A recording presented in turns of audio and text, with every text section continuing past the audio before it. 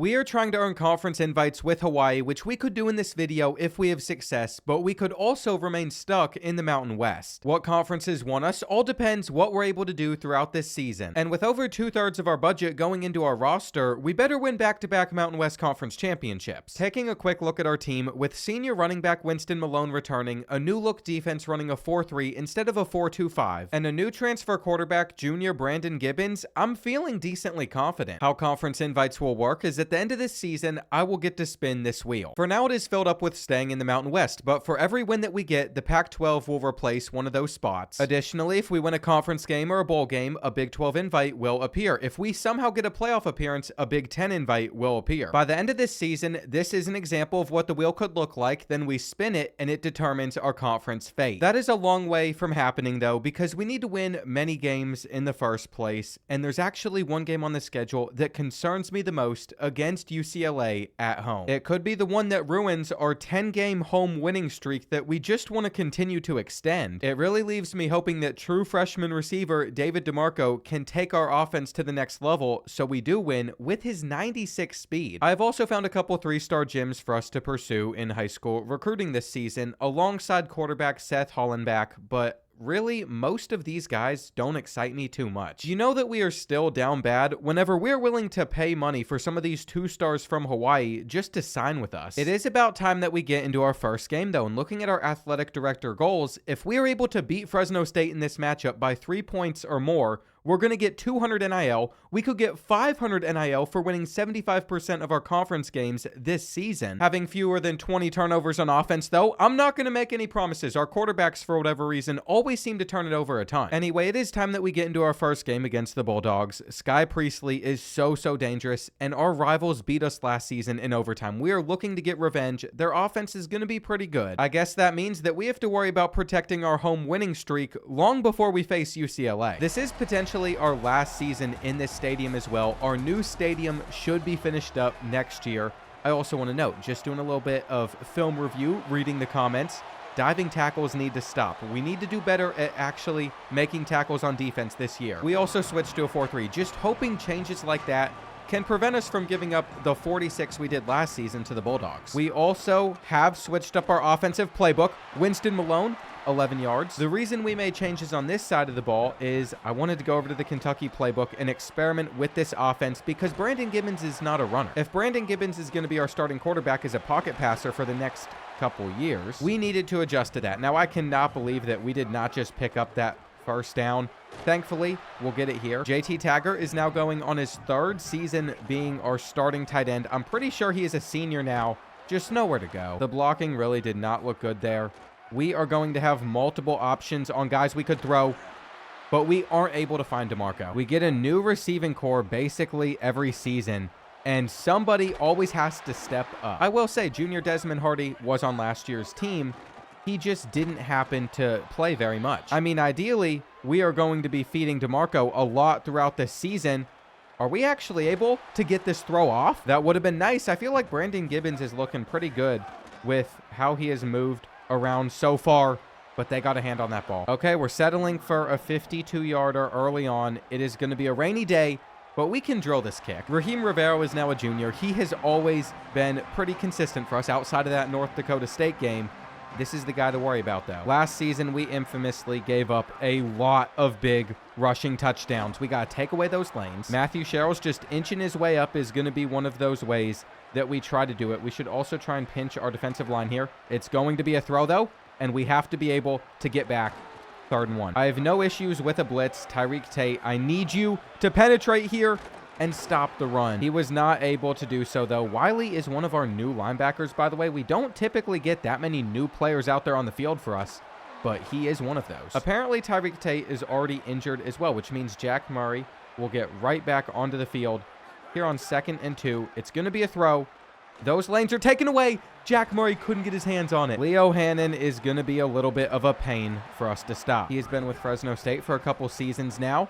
On 2nd down, we have an opportunity to get a sack, and is that Rob Jorgensen? No, it was Josh Roberts. One of the big moves we made last offseason, though, was getting Rob Jorgensen down on the defensive line, and it looks like we're going to be holding them to nothing. It is a good start. They are not on pace to score 46 points. I mean, that was one of my biggest concerns. One of the joys of a new playbook, too, is you have all sorts of new plays that you get to mess with.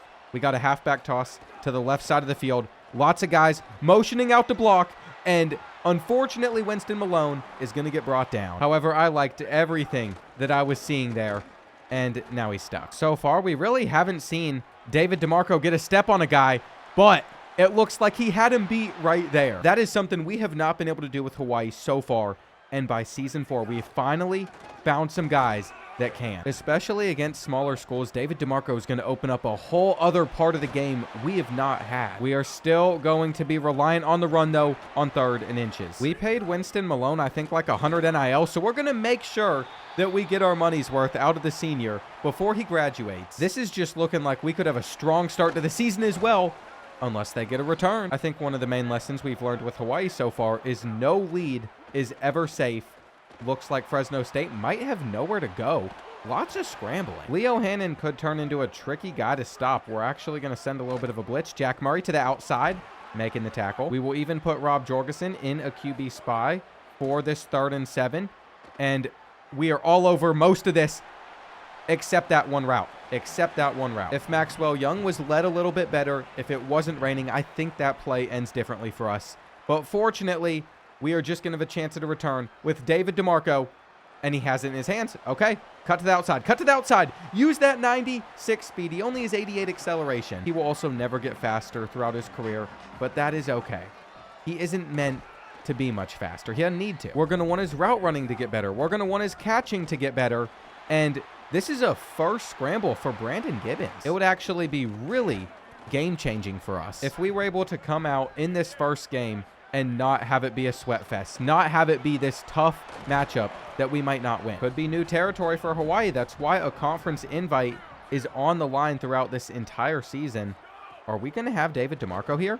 Are we going to have David DeMarco? It is his first touchdown. And you could just tell with the defense they were in that he was always going to cause some problems. Like I was saying, though, every win that we get this season replaces the chance we stay in the Mountain West. We are going to have to work for this conference invite, though. I mean, last season, even with us winning the conference, we literally lost like 5 games. I'm not sure why we didn't try to intercept that ball either. That was a brutal hit that receiver had to take. It is going to be 3rd down. You all might be onto something, though, about not making diving tackles, and he is short. I think from last year's UMass series where the sliders were so biased against us, we would miss so many tackles. I've just gotten really used to a lot of diving tackles, but it wasn't always necessary. David DeMarco, he is going to get caught. Either way, though, we just finish off this drive strong, and I don't know what Fresno State could even do. This is such a refreshing spot to be in, though we just got clamped up. I'm still not entirely sure how I feel about some of the passing plays in this playbook, especially if we're throwing our first interception. Now, they can't return this. They cannot return this. That's why David DeMarco is fast. Throwing picks to Caleb Williams, that is not what I thought I was going to be saying when I started filming this video, but there's only 33 seconds left. We are also not helping ourselves whenever it comes to having less than 20 turnovers. I really like to take those athletic director goals seriously, and we're giving them the midfield throw. It does seem like a field goal is something the Bulldogs are going to be able to get against us. Matthew Sherrills makes the play. We actually had to find him in the transfer portal and convince him to return, because at first he didn't like the money that we were offering. That's just been one of the struggles we've been dealing with, but he didn't even turn around for the football there. I believe there is only one way to end this first half, and it is with a run. It is with David DeMarco trying to take a carry for a lot of yards. He is our gadget player. He is an exciting future here at Hawaii. I'm already liking everything that I'm seeing. The real question, though, becomes, is our defense going to be able to keep up what they did in the first half here in the second half? And I'm not sure. Remember, I'm not getting too excited because there is still a lot of time left in this game. You know when it almost seems like things are going just a little bit too well? That is where I'm at. Prince Cottenham used to be a corner for us. We have moved him over the safety to help with coverage, and he had a big tackle. We just didn't leave a QB spy out there for one play, and Leo Hannon immediately knew. This has a chance at being a pick six, though. It had a chance at being a pick six. Instead, he is going to run 3rd and 3. It is just another opportunity to get Fresno State off of the field, And instead, it's a big run. The amount of damage Sky Priestley could be doing to us, though, could be so much worse, so I'm not that upset. I'm more so frustrated with DJ Kelly because he should have made a play on that. DJ Kelly's our best defensive back. We paid him a lot of money to return for his senior year. He is an 86 overall. We should have had that too. Senior Damian McLeod just throwing the pick six opportunity away. I think we got him out of the transfer portal the season before. There's the touchdown. Like I said, as exciting of a start as this was, there is a lot of time left in this game. 2nd and 7. We should have not have run this to the outside. Winston Malone messed up, but it's okay. 3rd and 4. Short pass is all that we need. And we missed Taggart. That's not a ball that we can miss, especially with a quarterback that has 90 accuracy for about everything. We're just going to have to rely on our defense a little bit more. 2nd and 11. We are going to be exposed to the run if they give this to Sky Priestley. Damian McLeod just had such a clutch tackle. And right here, Jack Murray is going to come up a little short. Fortunately, other guys came in to help, and it's marked as a 4th and inches. They are punting it back to us. That was the stop that we needed. Every punter in this game, though, they all just got a leg on them. And we're slipping. We're slipping with David DeMarco. I know you all saw that. A little bit confused what we'll be going with on this play. I'm hoping that we just hand this ball off and get something. It is now 2nd and 10. They are not in the right coverage to stop this and go for the hurdle. Go for the hurdle. There was an opportunity for absolute cinema. We decided to run right before the end of the 3rd quarter just to catch them off guard. We are headed into the 4th, still in control. What really interests me is if we come out throwing the football on 1st down, are we able to get a huge play? That seemed like it had some potential there, and David DeMarco should be in for this. I'm not discrediting Desmond Hardy. He's just a 6'5" receiver. Off of the jet touch pass, what do we expect him to do? I want David DeMarco to stretch the field here. We have an underneath throw that I will basically just be staring down, but David DeMarco had them beat. It turned out to be pretty solid coverage from Fresno State. But Brandon Gibbons can run too. The longer I make this drive go on for, the better off we are. Finally, another decent run. In my opinion, though, it is about time that we give Winston Malone a break. So we are bringing in Lacedin. He is a 5'6" running back that we picked up from Hawaii in the portal. I can't remember where he was playing beforehand, but he is back on the island. And we have a chance to get a big gain. They also might hold us to just a field goal here. On 3rd and 7, we find Hardy. And he reaches for it. It's only the 1st game of the year, but Desmond Hardy is already suffering from wear and tear. He was down -4 speed on that last play. I just want to point that out because that is not something I was expecting to deal with. Winston Malone is short. It is going to set up a 3rd and goal, and I think David DeMarco is going to get open here. He's got his speed. He's got his... Okay, that's the worst read. That is the worst read I've ever made in channel history. We're going to close out this game once they give it back to us, and we're going to completely forget about this play.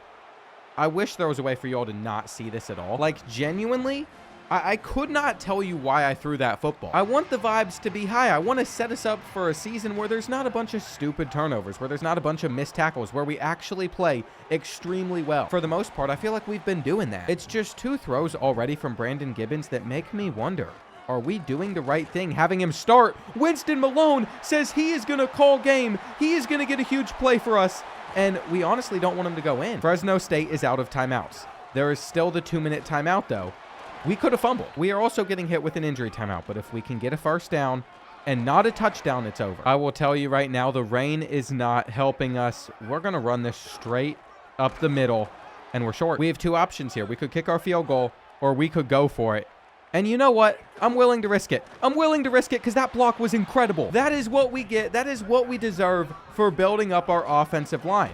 We don't even need to score. Just to make sure that we get that NIL bonus, though, if we don't get a touchdown here, we're kicking 3. That just makes this win look a little bit nicer for us. It's nice to win the battle for the golden screwdriver. It is mainly because of this man right here as well. I do believe there could be questions we have to ask about quarterback Brandon Gibbons if we should be starting him over Trey Sheffield, because Trey Sheffield was able to lead us to a conference championship last season. That was not the most convincing first start I've seen out of a quarterback. He transferred in from Minnesota. His accuracy can still get better. He could still get a stronger arm, and it's potential that we're really seeking out. Meanwhile, with Trey Sheffield, what we've kind of understood is he has hit his peak. He is a less accurate quarterback, but he does have a stronger arm And that is something that could come into play because they're about the same speed. It is always such a hard thing to figure out who should actually be starting for your team. It's also been a little bit of a challenge when it comes to finding a quarterback that we can consistently rely on. Seth Hollenbach could be that answer for us. He's got 82 speed, 90 throw power. To be honest, it's the field general ability that stands out the most. But then we also just signed Tyler Carrizosa last season, and he's got impact development. He's a backfield creator. His accuracy can go extremely high. Already has 90 throw power as well. We're just going to have to develop somebody at some point. It is time that we head back to USC, though. I don't think we have played the Trojans since season 1 when we went to the Coliseum. Since then, our Dynasty point budget has just exploded. If we did have a little bit more in NIL, by the way, we would have gotten a better fundraising team, but we were like 30 short. We have a little bit left over at the moment that might not be spent on anything. These are some of the best players on USC's roster. Alex Marshall is obviously going to be a good running back, but we just faced one, Jonas Williams at quarterback. Before I forget it too, since we just picked up our first win, one of these spots is now going to change to a Pac-12 spot. So we have a 1 in 14 chance of getting into the Pac-12 and having an invite next year. For every single loss that we have this season, though, it opens up more and more of an opportunity that we stay in the Mountain West. I think it's nice to have something else that just adds even more stakes throughout the season, though. I might look for other ways to do that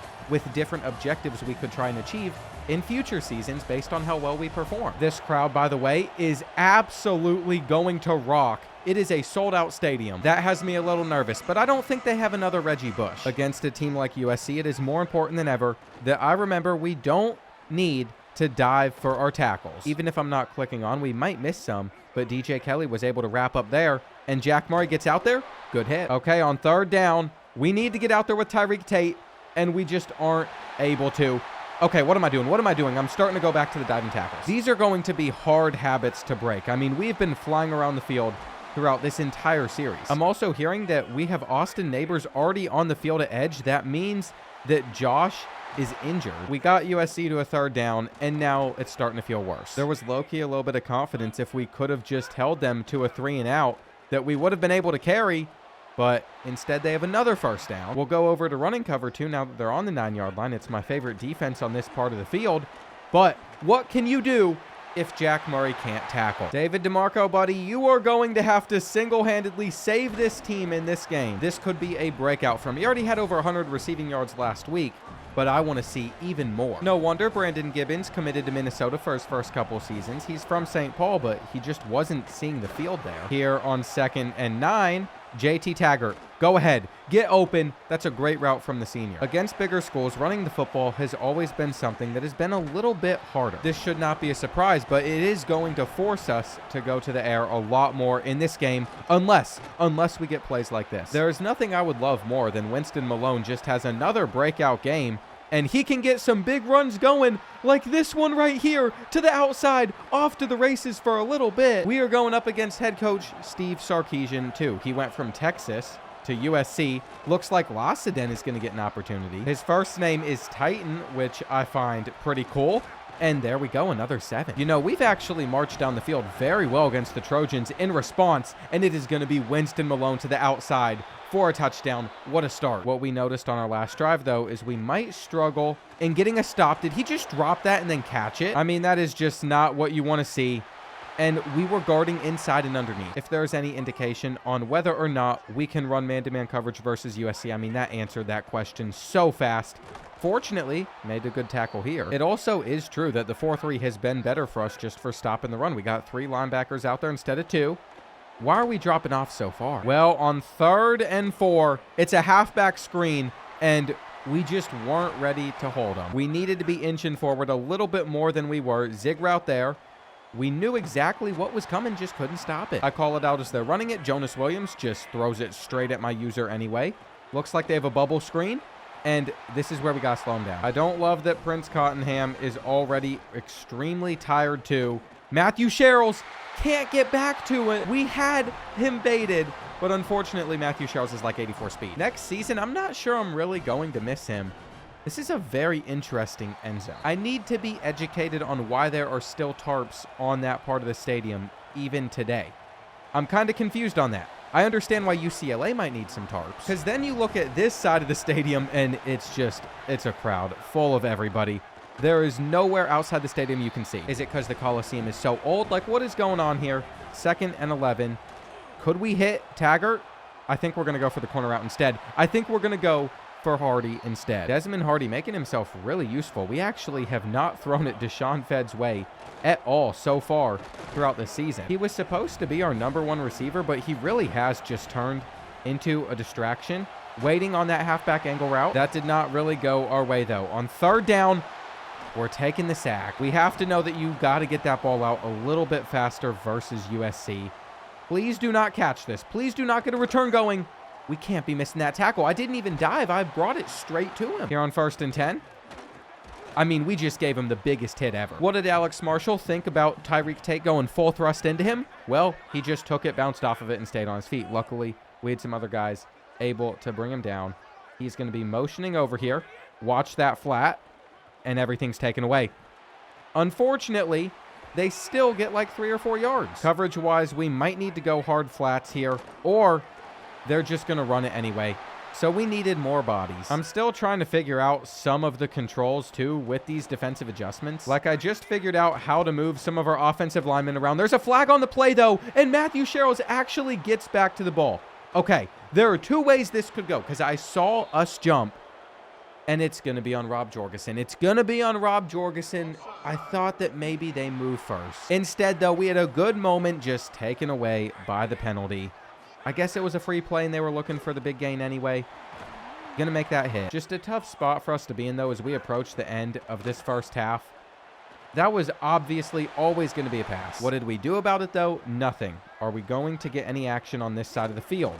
No. That is what my goal is, to take away with Matthew Sherrills. Going to be 3rd and 5. It looks like USC, though, decided to chew the clock. They are content with settling for 3, getting that 2-possession lead, and I think Rob Jorgensen's going to get the sack. Okay, this is better than nothing. I expected him to hit this. It could be worse, though. It could be worse.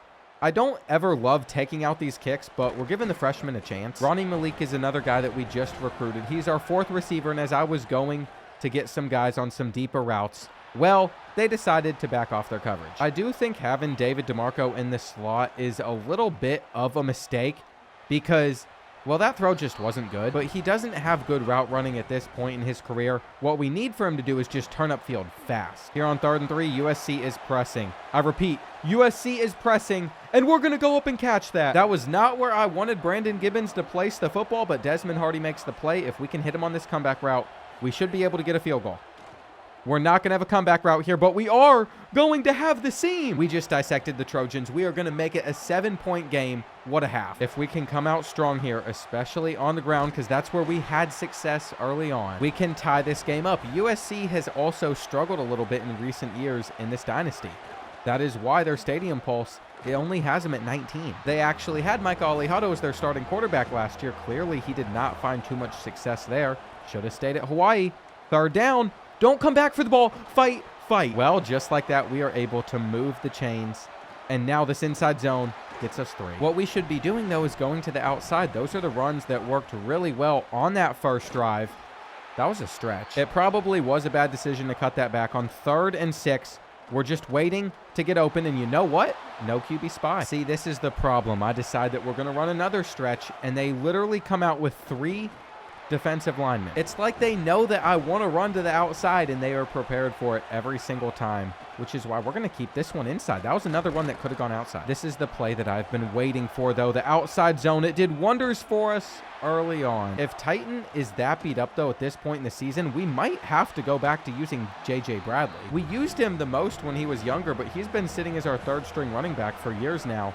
On 3rd and 12, you got to get open, and you gotta connect. This is not the position I want to be in with Raheem Rivero. Fortunately for us, that meter is slow enough that we can hit this. He did not always have that ability, though. Let's go get a stop. It feels like we are in a good spot with this team at the moment. Here on 2nd and 6, Jack Murray makes the tackle. That does bring back my little belief in man-to-man coverage. It's a wide receiver screen on 3rd down, though, and there we go. We are all over from the start. We have a real chance to beat the Trojans now. David DeMarco, I guess you're just going to let that go. What a result this would be. Is that cover 3? Is that cover... 3. Okay, let's go back to what we know best. Clearly, I should not be trying to find that gap, even though it was definitely there. We just needed to run a little bit. No reason to do anything else. Halfback draw is going to make us lose 5. I'm not going to give up on the run, though. As long as we have Winston Malone out there, we probably can get a decent bit of that back. And we do. And we do. And we do. Winston Malone has found a way to outrun 37. Come on, come on. Every last little bit you got in you, take it in. Just like that, we are applying pressure to the Trojans. And you can't beat a steep. Go ahead. Try and beat a steep. Try and beat a steep. No! Prince Cottenham did everything. Everything right there, and it's just not going to matter. Here we go. 3rd and 6. That's not open. That's not open. I mean, we are all over that. We are all over that. USC is in some trouble. As we head into this 4th quarter, this stadium is as quiet as it has been all day. The fun part about this trip to California, too, is we aren't just here for this game. We're also looking at some of the high school recruits. The 2 3-star gyms, both of them are from California. We know how big a touchdown would be here. Already in field goal range, puts us up by 6. But we need the touchdown. We need the touchdown. Winston Malone just keeps on crushing. I mean, we are talking 185 rushing yards against USC, 19 carries. I didn't know if the run was going to work. I know it's the best offensive line that we have ever had, but still, I just wasn't all that confident. He tried to get out of that situation. It is now 2nd and 12. We have a little bit of a sprint out designed into this play, and we caught it. A touchdown would just be so huge here. I have a feeling that we should get the run. This is where we have to make our decision, though. Do we like the look that we're getting? Do we think a halfback toss is going to work?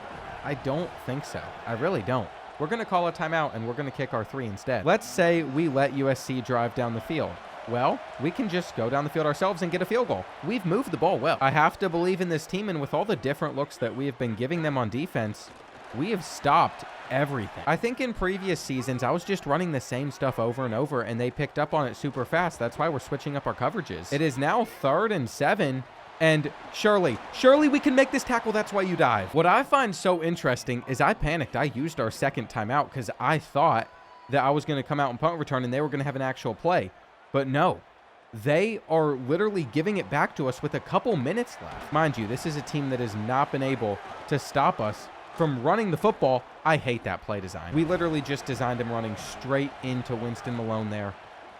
At least it's going to be 3rd and 5. I think it's very important to have a couple reads already dialed in. David DeMarco is going to be the one that I want to throw. It's a free rusher, though.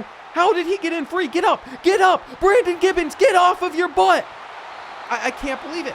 He's able to hit him, then get off the ground, then pick it up. No one saw the ball. It's just like in moments where you think that you might be able to seal the game, the complete opposite happens. All we have to do is get a field goal, though. It is okay. We are going to take our time. We are going to work it down the field. Winston Malone could have taken that to the outside. 2nd down. It's another carry for him. It's another carry for him. And look at him putting in that work. If you have a kid with 99 change of direction, if you have a kid with 90-something acceleration, you don't need platinum shifty. It's a beautiful feeling. We do need at least another 10 yards, though. I would like 15 to 20. So on 2nd and 6, we're going to go to the air. And you know what? Take the check down. He dropped it. Okay, we know it's 4-down territory. Might as well just run the football first. This is not good. This is not good. I was a little bit too confident. Okay, we're going to put him on a Texas route. That might run into Deshaun Fed, though. It's okay. It's okay. He's open. There's a flag. There's a flag. Who's it on? Okay, this is such a win. I thought it was holding. I thought we were about to get hit with holding. It's roughing the passer. Do not get too excited, but we are on the 28-yard line by accepting that. USC has 2 timeouts left. We are going to have a chance at a 1st down with J.J. Bradley. If we can just get 1 first down, this game is over. There will be nothing that USC can do. What are you doing? I've seen it all. He doesn't have the change of direction I'm used to, and he wasn't moving like that. All right. This was our go-to play in previous seasons. Did we just catch that? We did. It's a miracle. It is actually a miracle. I don't even know why we're still throwing the football. Just slide. Just slide. We have actually done it. We don't want to give USC a chance here. We are going to call a timeout with 2 seconds left. Here we go. All we have to do to take down the Trojans is hit this kick, and we have done it. We are making strides with Hawaii. I'm hoping that is a win that can help our brand exposure. I don't know if this was a nationally televised game. I wish I could say that it was, but USC didn't come into this ranked. It turns out, though, I think this means that it was nationally broadcasted, so that is a major win for us. This game against the Miners will also be most of the games on our schedule might end up being by the end of the season. We've also gotten our stadium atmosphere to go up from a D- to a D with just one win so far this year. That's something I'm taking note of. Our brand exposure is sitting at a D+. So that's not the best. It's just the way that it is, though. Timmy Freeman, one of the guys from California, one of those gyms, he's even more interested. Wow, Alex Fong, we have been locked out of because we haven't been throwing the football enough. You might want to argue that we need to do it more, but if Winston Malone is going to run the football this well, there is no reason for us to do anything besides feed him. He has 52 rush attempts through just 2 games. That is something that might hold us back later in the season due to wear and tear. Now, for us opening up Mountain West Conference play this season, we play UTEP first. They have an 86 overall in Jonathan Harrell at receiver, but outside of that, and senior quarterback Dan Mahan, I'm not sure how this team is looking. A lot of their best players are punters. Why does this team have so many kickers and punters? I mean, if they're really starting Jalen Heaney, he is an 81 speed running back. It just feels like we might be getting off to a super strong start to this year. Don't you worry either. I've not forgotten. With that win, we get to add another Pac-12 potential chance at an invite to the wheel. That was one of those games that I thought we just would not win. It is really seeming like all the players that we signed, the new changes to our offense and defensive formations, and just the moves that we're making as a program have put us at another level. I might need to be a little careful about how I speak, though, because we're about to play in 99-degree temperatures in Texas.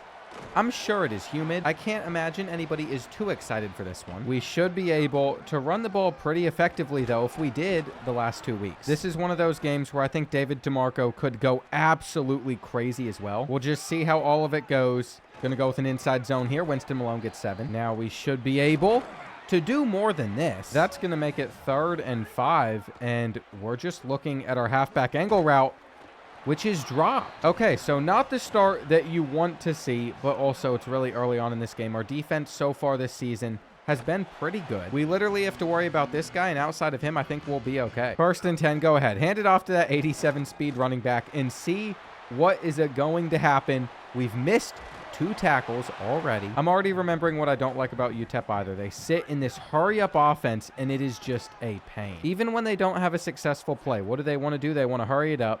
We are actually pressing here. Running back should have a chance at getting open, but more importantly, we needed a QB spy out there. It's a fumble. Hang on. Pick it up. Pick it up. Okay. We need to snap this ball as fast as possible. I think it was a fumble, but it was just so delayed. And there's no challenge or anything. Get out of our way. I'm gonna be honest, whoever designed that, did they even test it? Did they even test if that could potentially work? What am I doing wrong? It is the 2nd time I've called one of those motion run plays, and the guy motioning over, even when I'm a little bit patient, just ruins the whole play. Deshaun Fed, though, doing a good job of getting open. He already has 2 targets in this game. Winston Malone is gonna cut that one back for 9. What a season he is having so far. And our offensive line should be winning these battles. We will take the touchdown. With the Miners blocking our extra point, though, we only have 6. So that is something that could end up being a problem later on in this game. Here we go, by the way. Now we're going to try and catch the pitch, but he just keeps it. That's a good run. That is a really good one. Jack Murray is not fast enough to catch him, and it is going to be 6-7. It was also a 67-yard touchdown run. When is this number going to go away? I mean, it needs to be retired at this point. Free rusher. Free rusher. This is how we lose games that we shouldn't. I can already tell that there's just going to be a lot of fluky stuff happening here on 3rd and 9. I think they're going with some man-to-man coverage, but are we going to get open versus it? Deshaun Fed breaks 1. Okay, now we're going to let David DeMarco get his first touch of the game. 96 speed, go to work. I know you only have 88 acceleration. That right there could have been a touchdown, though, if he had more acceleration. He had the right cut. I don't know why they just adjusted their defense that way, because Winston Malone is going to be down at the 5. Good game for both offenses so far. We're going to hit them with the speed option like they hit us with one, and that pitch is just going to allow us to dance our way into the end zone. At this point in the game, I don't believe in chasing points either. You're going to go for the scramble. There's Dan Mahan seeing what he can do versus us. Go for the deep throw. Matthew Sherrills cannot cover both. You know, with all the tricks that they are pulling out so far, could be a long night. Senior Dan Mahan is proving to be a tough guy to face off against. We're missing that tackle too. I mean, at that point, I'm not even going to be upset if we get a penalty in the process. Just make sure you don't miss the tackle. Come on. I don't know what it is. I think there are certain offenses our defense really struggles to stop, and they're one of them. They haven't had a great time when it comes to stopping our offense either, though. Well, until that play, here on 2nd and 18, We're going to try and get to the sideline. JT Taggart might literally ruin this run, though. I'm not going to hit anything. We are going to let him cut across the formation, and he still gets in the way. He still gets in the way. Well, we have to punt it back to the Miners after getting held there. This is going to take a nice little bounce. We might be finding ourselves in a little bit of a shootout, though, and I knew it was coming.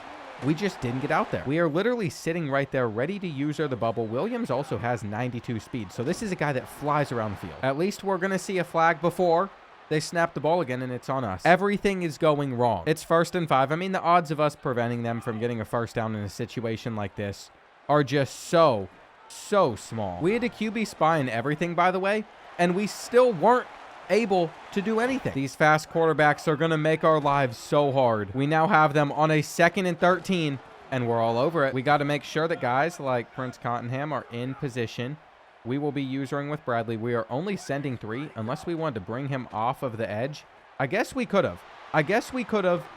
It's going to be 4th and 3. I'm not too happy with how this turned out, but we'll see if they decide to run it or pass it, and it's a run. It's a run. Josh Roberts was injured again, so we had Austin Neighbors out there, but our defensive line held up strong. And come on. I think what we need to happen is just a big play. A big play. Something to get that confidence back with this team. Winston Malone, by the way, I'm pretty sure he has something like platinum takeoff, so why not see if he is able to outrun 19 for a touchdown? We're going to chase points here too. It's not necessarily the best decision, but that platinum takeoff just got me thinking. It got me thinking, what if we hit him for a route here, or we found our tight end? It simply could be major, and now UTEP is in a position where rolling out, you're going to take that sack. Josh Roberts might be having his health issues, but for that play, he was back out there. We are also going to call a timeout. I am willing to gamble that we can get you off of the field on 3rd and 16, which we do. It is going to give us one more opportunity before the end of this first half to get some points, and David DeMarco has an opportunity with this return to cut it to this side of the field and really turn on the Jets. Personally, he got tired a lot faster than I would have liked, but maybe we need to work on his stamina. These are the holes that we have been waiting for with Winston Malone. If we stay in hurry-up mode, let's see if UTEP is going to adjust, and they do. They are going to give us a harder look. Never mind. Maybe we even get a screenplay going. David DeMarco, chance to really make something happen. You know, at the very least, what we are looking for here is a field goal. And that's doable. We're going to hit him with a halfback draw on 3rd and 2. Just got to truck through that defender. This is where we might need to make a good throw, though. And I don't like that we just caught that. We kind of panicked there. It wasn't the right decision. 8 seconds on the clock now. We got our comeback route out there on the field. Do we fit it in there, or do we get out of bounds? You know what? We are going to take our 3, 24-14. Although there were moments in this half that I wasn't too happy, we're still up by 10. Obviously, a big decider of how this one goes, though, is the tempo we set to start this 3rd quarter. We didn't even get the chance to intercept that ball. On 2nd and 7, there's a bubble, and we get caught. So Jack Murray is going to trip him up. That is where the diving tackles can still help. We are not going to completely retire them. That'd be dumb. This has definitely felt like the most effective we have been when it comes to wrapping up, though. Matthew Sherrills can get there. That is going to make it 3rd and 7. We should probably have a quarterback spy out there. But if you go with the halfback screen, we're going to be okay. I mean, what did I say about Jalen Heaney? He has 81 speed, even with 91 acceleration or whatever he had. I didn't think he was going to be able to turn much into big plays against us. If you are taking this kick out, by the way, you better get a huge return. You know, I'm starting to believe that acceleration might just be so much better than speed is. That's going to be picked. Okay. I stared him down. I still decided to throw it. And we're going to welcome him back into the game. I don't know why we thought we were going to be able to get open there, but we're running straight into a block and we're just whiffing on the tackle. We're whiffing on the tackle. The things that happen, the decisions that we make, it's simple mistakes like this that cost us. I mean, we had so much momentum, and now we're sitting here hoping that David DeMarco can turn this upfield. We also have to audible out of the run because the run that they want us to do, we have seen has not worked. Let's get Winston Malone on an outside zone, though. Let's see if these defenders are really able to stop him, because they've not proven they can. One of the runs I've not liked in this game, and I've never liked it on recent games, is the counter. Most of the time, the blocking doesn't look like that. I guess our blocking has gotten better this season, though, especially compared to some of these smaller schools. We're going to be on a 3rd and 6. Well, David DeMarco coming across the field is what our bet is. And sure enough, He is open. He will take this one and dive in. For a freshman receiver, he is doing quite a bit. Now, for our defense, guys like Tyreek Tate specifically, I feel like some of his best years were actually seasons ago. It's kind of crazy to think about. At least we are able to get UTEP on a 3rd and inches. I really need to get momentum with Cottenham if we're going to fill that gap and stop the run. Keep in mind, we had this game handled. We had this game dealt with, and then we threw a pick. 2nd and 3, it's another bubble. It is another bubble screen, and that is why you can't click off, because they just won't make the tackle. I'm starting to think that we need to bring a little bit more heat, except both guys got picked up by that block. I have to say, this is looking like an extremely scary drive for us, and we knew where that ball was going. How did he break that tackle? They are going to end this 3rd quarter with a touchdown, most likely. Even if they don't, though, they can still kick 3, and they're going to have it as a 1-possession game, so this is far from over. We got some work to do. On 3rd and 12, they are going to somehow find him. Dan Mahan is just crushing us. We were protecting the sticks. We had everybody drop back. Let's just go ahead and run commit. We are going to have to fully send it to stop them. We knocked it out. On 2nd and goal, I think they might score still. You know, it's a little bit of a rough look for our defense. However, I kind of believed that somebody would be getting open with this play. We were onto something there. They are going to cover the bubble, and we'll still get 5. 146 rushing yards. It is just another good day. I guess not if we can't win, though. On 3rd and 7, they are going to have 2 guys over on Hardy, and that's not good. He stopped his route. We are at least able to pin them inside the 10. I just don't like being in close games, especially when this was so avoidable. We need to be able to win our conference. One of the reasons I even made it possible for us to get a conference invite was because I assumed that we would not have too many issues with the team that we had built against Mountain West opponents. I think it is pretty clear that I have assumed wrong. We're going to have them on a 3rd and 3. What I would like, though, is a blitz. What is going to happen is we're just going to have to play coverage, and their drag's open. He's open. Why are they sucking on each other? Why are they clumping up together? I just don't understand what has happened to our defenders' brains, but I've seen it like 5 times in this game specifically, where 2 guys are just stuck. Our own players are running into each other. They're not playing defense. They're not covering where they should be, and we're still in a good spot. We have them on a 3rd and 18. They're going to have to kick a field goal. Do I think they're going to hit this kick? Most likely, but there is a chance that they miss it.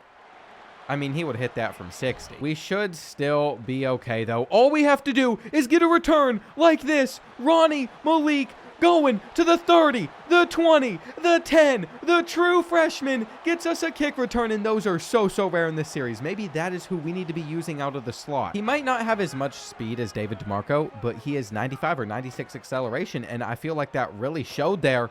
We gave up a touchdown. I am so glad that that pressure came when it did.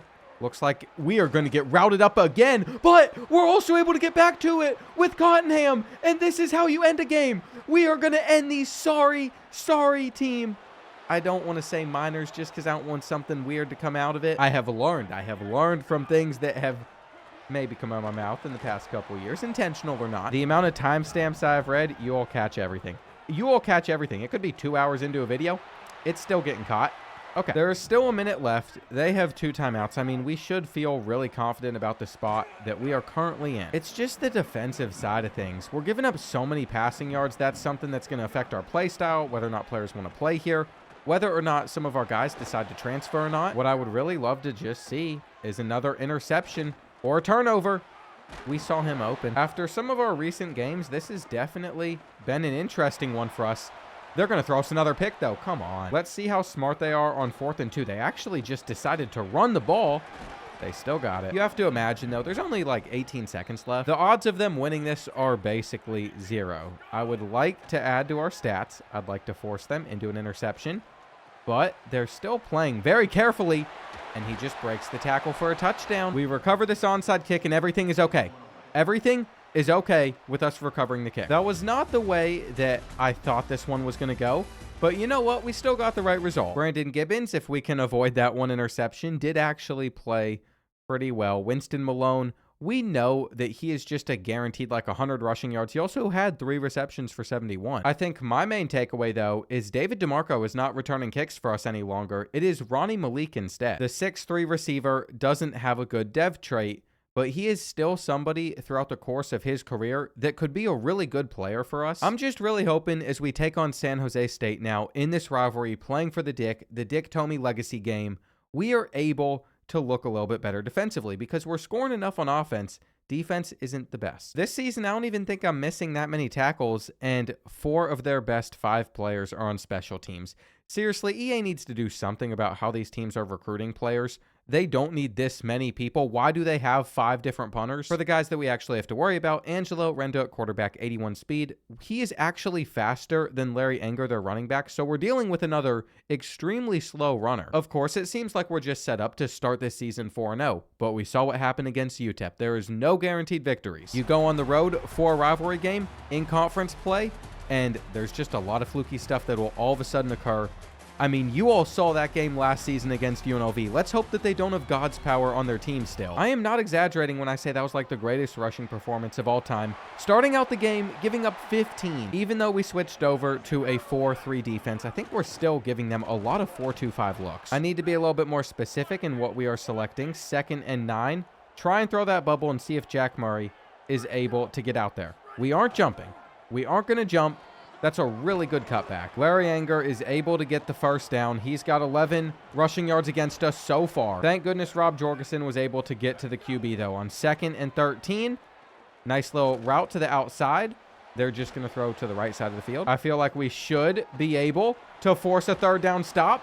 And we got our pressure. Just like that, we are getting the ball back. They aren't even going to give us the chance to return it. That was the smart decision on their part, though, because we have made our adjustment. We got our new returner out there. I do find it funny. Brandon Gibbons is credited for a quarterback masterclass last week because was it really him that had the best performance? In my eyes, it is the Winston Malone show, and everybody else is just invited. Looks like their match coverage has got a little bit thrown off here, though, and we'll take it. Desmond Hardy was so open. They were not ready for that overload to that side of the field. I feel like we could have gotten more there. This is a nice little play that I have not seen in a while, though, and they're all over it. Okay, the setup for this is very simple. We try and get David DeMarco in the open field. Then we go back to our RPO game where I always struggle with them. I really did want to throw that there. I was clicking the button as fast as I thought I could. We're just going to laser that up the seam, and JT Taggart hangs on. He was literally on a corner route there. I mean, just a great play on his part. We got that ball to him so fast. Tyreek Tate with the hit. It is 3rd and 3, and they are going to go to the air. Look at that pressure. Look at that. Josh Roberts with the sack. You have no choice but to punt this ball to Malik as well. It is time for his 2nd return of his career. Let's go ahead. Get those players in position. You know, that might not have gone as well as I was hoping, but we are going to open this drive with 3. We also are not able to audible here, which I really wanted to do, and I think that's going to force us to just throw it straight to him.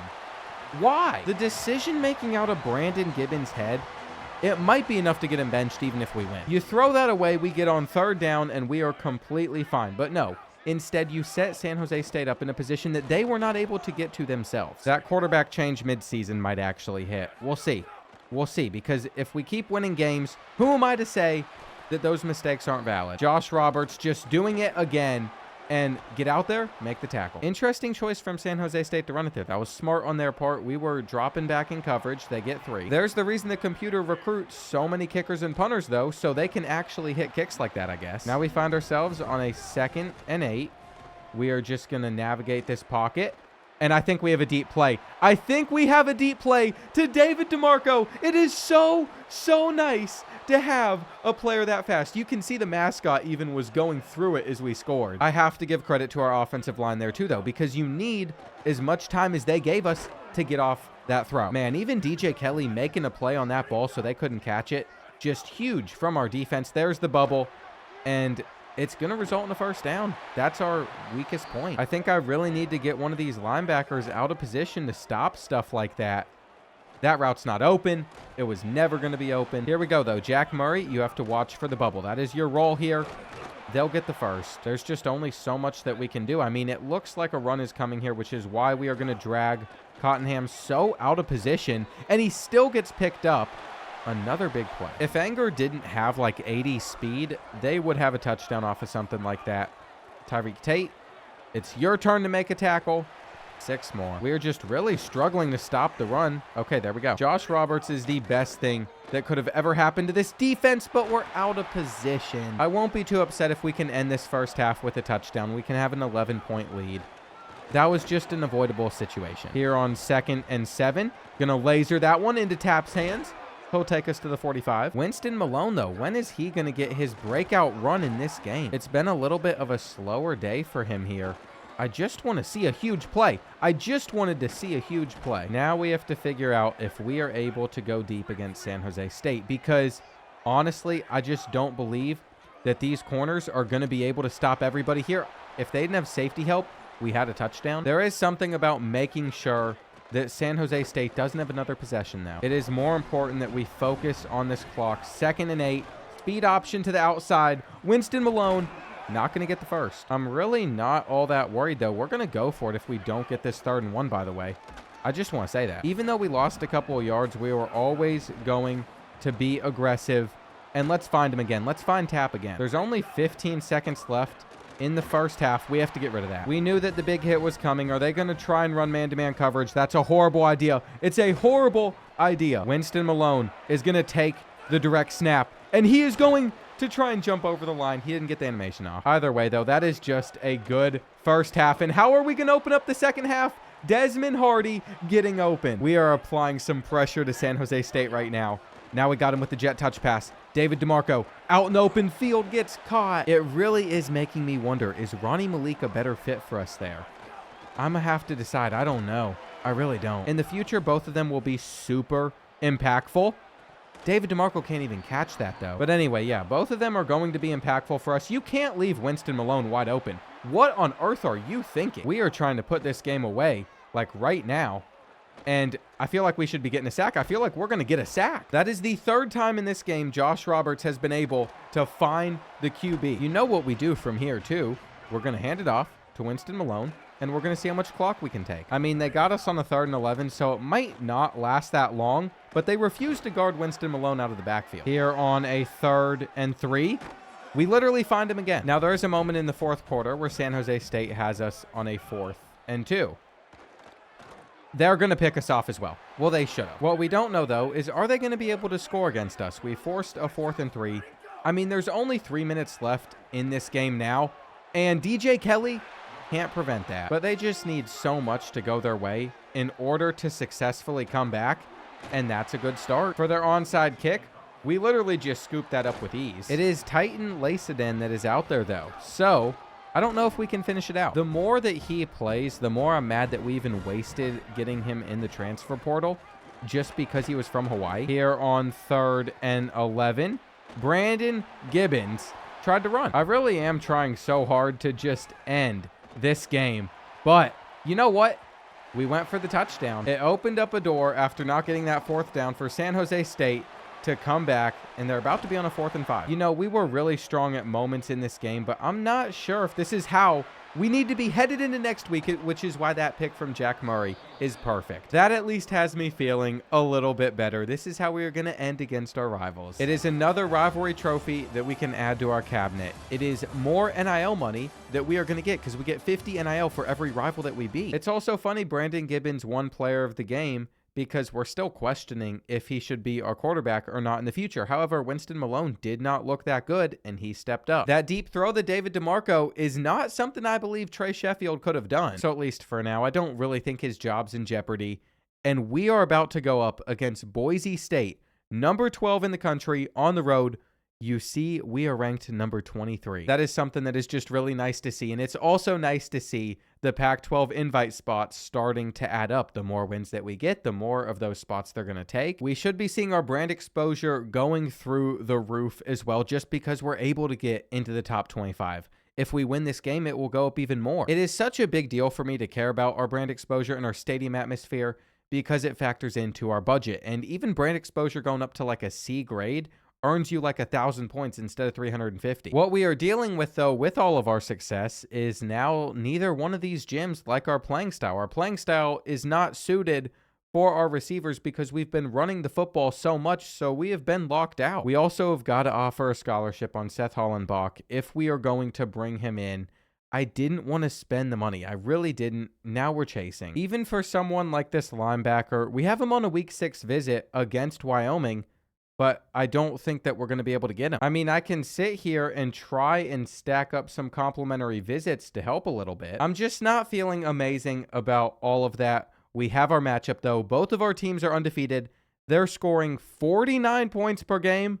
Am I reading that right? That doesn't have me feeling amazing. Cameron Jones, 88 overall receiver. They got a good offensive lineman. They have 3 really good receivers, actually. And Helaman Kasuga is still there as their quarterback. 85 overall, 98 acceleration, 91 speed, and platinum takeoff on Mitch Booth, their running back. Okay, it is official. We are going up against some studs. But let's have a little faith in our guys. Let's have a little faith that we can take down Boise State because we have done it before in this dynasty. Another thing on my mind is I want college football back so bad because I don't know what to watch until it returns. The World Cup was carrying my summer, which leads to today's video sponsor, Underdog. I do not know who I was feeling like at 9 a.m. when I placed this on the World Cup final, but in my years of picks, it was the best one I've ever had, so that was cool. Now I need to return back to my smaller entries. For example, $5 ones. If you place your first $5 entry on Underdog after signing up with code BOARD, they'll give you $50. They're also available in almost every single US state, so if you use code BOARD, please make sure that you actually play responsibly, and let's get back to this video. It is going to be a day game,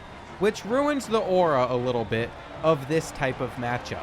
Because let's say we get a Pac-12 invite, this is going to be a rivalry. We've now been playing for years. Both of us always seem to be pretty good, and we are going to be starting on offense in this one. Can we get a return going? If we're getting to the 15, it's not even worth taking the ball out. What we don't want is a Brandon Gibbons stinker. I would love for no picks in this game. First carry, they're all over Winston Malone. One thing I tend to do in big matchups, though, is I go away from what works. I go away from what has got us to this position in the first place, which is running the ball. We did step on the gas a little bit too soon there, though.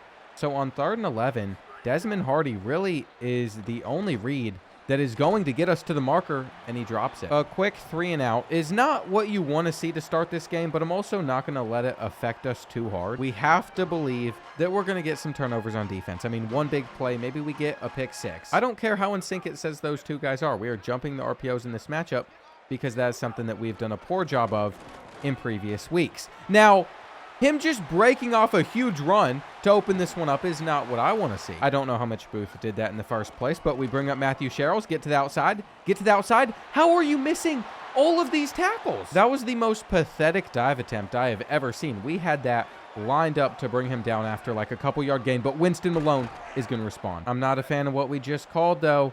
JT Taggart could get in the way on this play, or he could pick up that guy and make the step. Against USC, one of the best things we did was this outside zone. It led to multiple huge runs, and it is going to give us another one here. I have not forgotten it. We will pull it out when we need to. Halfback draw now. Winston Malone, 6 carries deep. We might be giving him the Ashton Genty treatment in this game that Boise State did all those years ago because we need him. J.J. Bradley needs to be our backup running back, though. That is what I'm deciding after that last play. On 3rd down, we got it. Just barely, though. Just barely. If we can get cover 3, David DeMarco could have a touchdown here. It's cover 1. No, it's cover 2. They have a safety back. Yeah, go ahead. Knock it out. I really like the passing play that we had dialed in. But, of course, you got to audible over to the run if you can. There is always other times where we can run this and see who is able to get open. If that throws on the money and we catch it, David DeMarco is going to have another touchdown. I mean, what a throw. That is the type of offense that we are looking to see out of this team. Boise State did not have a good defense. They just had a really good offense. When we were scouting, what is this acceleration? Okay, we have been playing against running backs that have 80 speed recently. We need to start sending some blitzes. If we don't send some blitzes, we are going to be run all over. We have to hit them in the backfield before they can get momentum going. This is going to be a pass. Only a couple routes out there, and they find him. They find him. Okay. Okay, slow him down. Slow him down. Helaman Kasuga, you are a pain in our butts. I think we had a chance to recruit him. This was years ago, though, and we just weren't able to win that battle. Looks like he is going to scramble, and another touchdown for Boise State. You know, hearing 49 points per game should have been a huge red flag. That is something that you should be terrified of, and we have to keep up. I don't know if we're going to be able to do that either. We might have to really try and control the clock, control the tempo here. We are going to get a flag. We're going to get a flag. I tried to throw it a little sooner. It's just a bad mistake from Brandon Gibbons. We had an opportunity to get more yards with the throw. He was so open. It sends us into a 3rd and 9 that we are going to get off before the end of the quarter. Fight. Reach for it. I'm reaching for it. That is going to put us on the 27-yard line. We have no choice but to punt, or we could run a fake punt. Those just haven't always gone the best for us. They have enough guys up trying to stop the punt. There's a flag. What a bail. What a bail. I am so glad that we did not run the fake. I mean, I haven't seen this happen all year yet. Those are the moments, though, that give us an actual chance at winning this game. Here we go. Hand this one off and go nowhere. There is something I've said for years that we are going to avoid that I have specifically avoided because we threw multiple interceptions on it. But for this game specifically, I was willing to give it a chance. Now I've realized why we will continue to decide to never run halfback screens. Can we get DeMarco on a streak? Man-to-man coverage here might lead to a touchdown. It might lead to a touchdown. Run. Run, buddy. You got to be faster than him. You got to be faster. Drop that in the bucket. Let us tie this up at 14, and let's start getting to work on defense. That is at least the plan. 2nd and goal. Once again, nowhere to go. We are going to need JT Taggart to get some separation himself. Everybody is shifting, though. Okay, I don't know if I like the JT Taggart read anymore. That's the one I was planning on. Scramble, scramble, scramble, get in. Okay, now defensively, what we have done in this game, nothing impressive. We actually are in the 4-2-5 once again, though. We got to get back to that 4-3, and DJ Kelly should be making that play. I really don't like those nickel looks. I want to bring down linebackers for when they end up. Get your hands up there. But anyway, I want 3 linebackers on the field for when they let Mitch take these carries. Great way to get to him soon. We kind of have to just predict what they're doing. I think they're going to run the ball again, which is why we're going to run a blitz, and it'll be 3rd and 5. If they decide to run this, they're going to have the first down because we're pass committed. We were ready to stop them. We're just falling too far back. I don't like going straight hard flats either anymore, though, because that also doesn't work. The problem with it is you'll see a corner route for 10, 15 yards just get naked open, but that's because you're playing underneath. It leaves me not knowing what to do. On 3rd and 3, is Boise State going to go through the air here? No, it's a run. It's a run. Why can you not get over to that? I think Matthew Sherrills might actually have bricks strapped to his cleats because he just got frozen there. Fill up that hole. We are going to run commit middle every time, and we are going to stop him. No, we're not. I lied, but we are going to get an opportunity to return a kick with Ronnie Malik, and it's there. It's there. Come on. That was actually almost perfect. We do have a 6'5" receiver we could be throwing this ball up to, by the way. I was just thinking about that as we start this drive. For whatever reason, we got him in the slot here, though, but Desmond Hardy is going to get wide open on that. This is where I wish David DeMarco and JT Taggart could flip spots on the field because I saw that type of coverage coming. How did he not wrap up? At the very least, we need to finish this drive with 3, but I want a touchdown. I don't even remember who started this game with the ball first. We had him. We actually had him deep. Okay, David DeMarco, get on man-to-man coverage. Not much separation here, but he still manages to catch it. We're looking for him on a crosser now. We're at the 28, so we made it to field goal range, and he can get to that. He can get to that. Here on 2nd and 10. Just get the ball out. That wasn't really ideal, but it is what it is. Okay. Watch the seam. Watch the seam. And he drops it. You know, that is a little bit frustrating. At least this is still going to go in. Boise State is getting this ball, though. And I don't know if I want to be usered on Matthew Sherrills, to be honest. He has made me mad in this game. Maybe we just stick with Cottenham.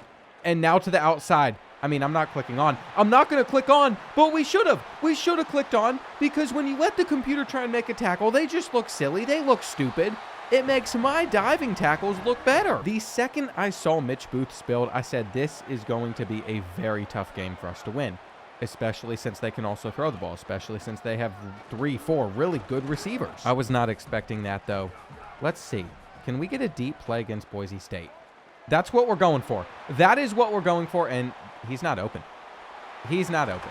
I thought he was going to be able to beat him over the top. Not only was he not open, we wouldn't have had the arm strength to put that ball another 10 yards down the field, which could have let him open, so it was just stupid to do in the first place. There you go. You get to add your little collection to your turnover spear, whatever that is. Just when we get ranked in the top 25, this is what happens. This is what happens to us. Knock it out. There have been too many emotional plays in this game. He's gone. He's gone. We bring up Matthew Sherrills. He does absolutely nothing. I committed so many guys there because I didn't want that to happen. I really just want to see a big play at this point. I am so let down with where we are currently at in this game. So Winston Malone, get man-to-man coverage and use that takeoff ability, buddy. There are definitely levels to this game. There are definitely levels to how good we are. That's brutal. We're at the 42, though. We are going for this. We are not punting it back to Boise State. That would basically, like, be forfeiting for us. Get the first. Reach for it. I'm reaching for it. I mean, what do you want me to do? What do you want me to do? Make that tackle, at least. 99, change of direction. A blessing and a curse. Sometimes he just gets sucked into the tackles and goes in all sorts of directions that you don't know how to expect. It's not over yet, though, if we can just get this 3rd and 4 stop. We could still go on a run. Williams is going to have to make a huge play on this left side, though. Watch both those guys. They're covered. They're covered. Heel him in. Okay, they dropped it. They dropped it. I might have left him wide open. There was no extra help coming across the middle, but it's okay. This is a deep field goal. There's no guarantees that they hit this. There is no guarantees that they hit this. We are in the exact same spot we were just a couple minutes ago. The only difference is, 1, I am still extremely frazzled. But 2, there's a couple minutes that are no longer on the clock. Now, I see man-to-man coverage. This is David DeMarco territory. Okay, this is not David DeMarco territory, but he can't guard both of those. Even Boise State's calling a timeout now. That makes me feel good. That makes me feel like we're applying a little bit of pressure, and we're going to continue. We're going to continue to go through the air. That should have been picked. We can't let this game end in a blowout, though. We really do need to at least make a fight back. To me, Boise State just seems better than USC. And it doesn't really add up because their roster didn't look it. They have played like it, though, and their run defense is actually really good. 2nd and 7, we are going to look for the man-to-man coverage. Try to throw it to David DeMarco. Nothing about that was really impressive in the slightest, but with a quick read to Deshaun Fed, we got the first. Trey Sheffield is out there, though, because Brandon Gibbons got injured on that play. I don't know how long Trey Sheffield's going to be out there for us. This is his opportunity, though. This is a man that we literally trusted last season, and I've learned my lesson on this play. If they are on it, we cannot throw that ball. We would have had a touchdown running. By the way, Brandon Gibbons is out for the game with a bruised sternum. So we're stuck with Trey Sheffield for the rest of this one. We get a couple defensive stops and everything becomes okay. Mitch Booth has 15 rushes for 260 yards, though. I mean, that's just so demoralizing. On 2nd and 5, we look to stop him, but their offensive line is pancaking everybody. I mean, if they go to the air, that's our best chance at stopping the Broncos, but he breaks off of every tackle. How? This is why we torpedo tackle, so that does not happen to us. I've seen it too many times now. Here we go, though. We are sitting in cover 3. We're protecting the sticks. It's 3rd and 7, and they're going to kick 3. We are not out of this game. It is Trey Sheffield time. All we are thinking about is scoring right now. That is the first thing that we are able to control. Anything that could come after that, we will worry about at a later time. First play. You know, we should have run. We also definitely had Desmond Hardy. I wasn't sure he would get that open. No one blocking. Bull is getting the sack on us. That is the name of the player that just got the sack. All right. Well, we're going to get this one out at least. No, we didn't have time to even do that. This is going straight to David DeMarco. Please put him in one-on-one coverage. Anything else we try to do. How? Did you all see that? Am I going insane? It was so instant that he beat our right guard that I genuinely thought no one touched him and he just walked straight through. You know what? Fair game. That was my breaking point still, though. I've had enough of this game for tonight. We lose 44-24. Mitch Booth was incredible. We need our guys to just rest up. Brandon Gibbons, I want him to be back. Trey Sheffield was 1 for 8. It was a really rough showing for him. Winston Malone has slowed down the last couple weeks. On the bright side, we are on a bye week now, and with no practice for Brandon Gibbons, he should be fully healed and back to normal for the last 7 games of the season. We now have 3 straight home games against Wyoming, UCLA, and North Dakota State, who is 5-0. So 3 chances where we could lose that home winning streak as well. That would just really devastate me. New Mexico is also currently having a good season. They are 5-0 too. They will come to our place later on in the year. I mean, it's just going to be tough. We always knew it was going to be this way, though. We need these deal breakers to adjust at some point. I just don't think that we're going to get either one of those gyms. We're also falling behind on Seth Hollenbach, so that's another 3-star we're going to lose out on. I don't think that we're going to beat out UCLA. He's already soft committed there. I mean, I'm trying my best. 100% chance of rain. It's going to be a rain game, but we have a visit week set up. Mason Drewby is still with the Cowboys. I feel like we've played him for years too. He is now an 84 overall that is going to be leading this team, but at least he is not fast. His running backs have 79, 85, and 81 speed, 70 overalls, by the way, and his receiving core is horrendous. So we still have some major advantages. Their fastest of their 3 best receivers with 82 speed is injured. You know, and seeing that, I think we can remain optimistic. We just need to play better. Mason Drewby literally has nobody on offense to give the football to. So I really do believe, especially with the rain, our defense could have one of their best games of the season, especially since we held them to just 13 points last year. We are going to come out in some man-to-man coverage early on, and they had nowhere to go. In fact, we're going to have them on a 3rd and 5, but unfortunately, we can't knock it out. We will see how good these receivers end up being. That is obviously a huge play for Rob Jorgensen, and I think Jack Murray's going to take away everything. I don't know what to really expect out of Mason Drewby on 3rd and 11, but if we just drop back into coverage, I would like to think that we are going to be able to get that type of pressure, except no one. No one is on that side of the field. We missed the tackle. I mean, that is on me. That's on Jack Murray. We should have been able to get the stop. There's another sack. It is going to make it 2nd and 15, and Tyreek Tate took everything away. Here we go. Big 3rd and long. Mason Drewby is going to scramble once again. They do not have a kicker that they even want to send out there, though, to attempt a really long kick, especially in this weather. So they have to punt it back. I'm okay with that first defensive drive. We held them to nothing. Now we get to send our offense onto the field. For Brandon Gibbons, he isn't having that good of a season. Honestly, he has just been disappointing, but who cares? We are 4-1, although we are coming off of a loss. We're still playing really well. And if we can get a first down, maybe then we can start to mix some fun stuff into these drives. David DeMarco is going to have that leverage there, but is he going to catch it? That is what I was wondering about.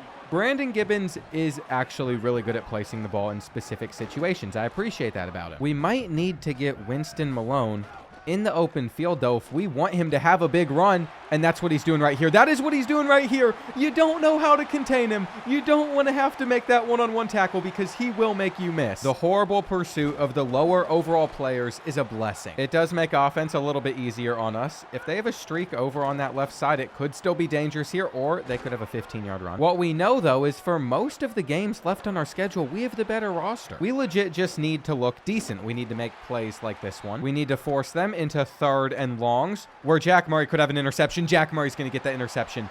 I cannot believe that they just threw it straight at him. We all knew where they wanted to throw that football, and you know what? It's almost like I'm playing against myself. They are really going to come out pressing as well. I don't know if on the outside we have the guys that can beat them. Deshaun Fed can't catch it. It was always going to be worth it, though, just to give it a chance.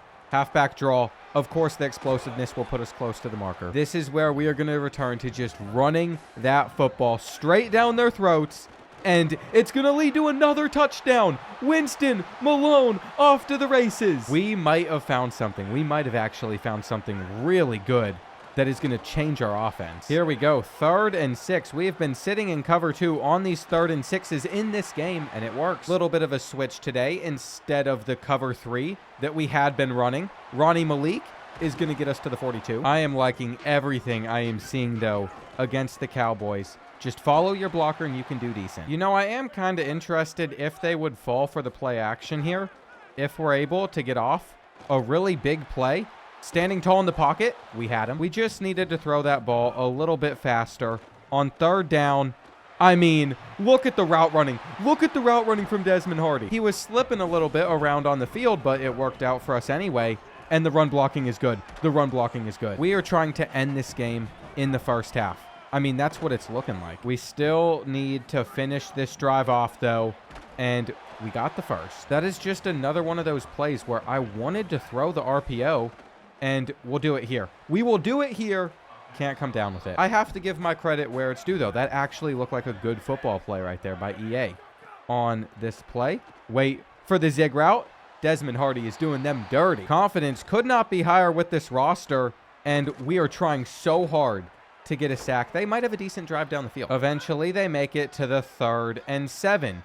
And I see both of those routes getting open there. They got him. It is unfortunate, but whether they get a field goal or a touchdown on this drive, they are scoring. It was only a matter of time, though. Little cutback there. We knew exactly where they wanted to go, and Tyreek Tate's got to do a better job of dropping back and covering his zones. Good throw. Okay, we still need to be smart to end this first half. We are in a good position in this game. We have to chew some clock, and I don't even know if we're going to get this playoff in time. 3, 2, 1. Okay, we're good. We have JT Taggart. How has JT Taggart gotten that type of separation? The poor man also just got decimated by that hit stick, but he is going to be open right here anyway. We can get a field goal. What would be a major mistake on their part is if they do go with some man-to-man coverage, because we have the speed to beat it. It is exactly what they did there, and Brandon Gibbons is starting to decimate this defense. Forget us getting a field goal. We're getting a touchdown. For the Cowboys' sake, I have a feeling that might do it in this game, especially if we score here. We are looking to throttle our rivals. We're not going to take it easy. We really just need to have a couple more big plays, and we could finish off this drive. However, I'm also under the impression now that it is 3rd and 13. David DeMarco's in press coverage. David DeMarco's in press coverage? Let the speedster just run under it. Free touchdown. By the end of the day, we won 38-7. That means we are taking home another rivalry trophy. Winston Malone also finished with almost 200 rushing yards. Brandon Gibbons really didn't have to do all that much, even though his stats are still going to look all right. Just 9 completions in this game. We know that David DeMarco has taken in a lot of these targets. So now that we are 6 games into the season, this is where we are at with our chances of receiving a Pac-12 invite. It's looking more and more likely as we continue to pick up wins. We are still struggling on the recruiting front, though, because of the playing style. We're still not able to go after Alex Fong. Unfortunately, it looks like Arkansas has been able to land this QB, and I doubt we're going to catch up now. UCLA has taken away Dalvin Egan from us. I think we might have already touched on that. I mean, there's just been a lot of battles that we've lost. Even the fact that we've not spent $65 to offer a scholarship to Miguel Trueblood, that will mean we most likely won't get this free safety, but I'm willing to accept it since his physicals aren't anything that crazy. $65 NIL for a 3-star is a lot, especially when we don't know what his dev trade is.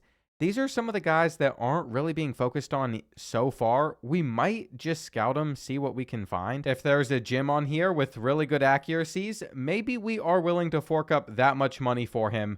88 speed, that has my interest. For a lot of these guys, though, they come in as busts, and it kind of explains why they're not being recruited. It's about time that we start to worry about what is going on the field again, though, because we are back inside the top 25. We have snuck our way in there. We also have a huge game on the line. Maxwell Roy is a 94 overall defensive tackle for the Bruins, and they have their second best player as another defensive tackle, their third best player that's not a punter as an edge. I think you can imagine where I'm going with this. Are we going to be able to run the football against UCLA? I am not sure. We are going to have to be able to stop guys like Brady Smeagol, their quarterback. At running back, David DeMarco doesn't have 93 speed, but if Jawan Ty gets out there, that is something that could be a little bit of a problem. I think it is safe to say, though, that outside of their defensive line, our rosters are pretty even. So we really just need to see if we can establish the run, and if we can, their offense isn't having that good of a season. It is a huge moment for the Rainbow Warriors. I am super excited for this game. I mean, I feel like we are the better team. We should be able to win this. I also expect that we are going to have a full crowd for this game.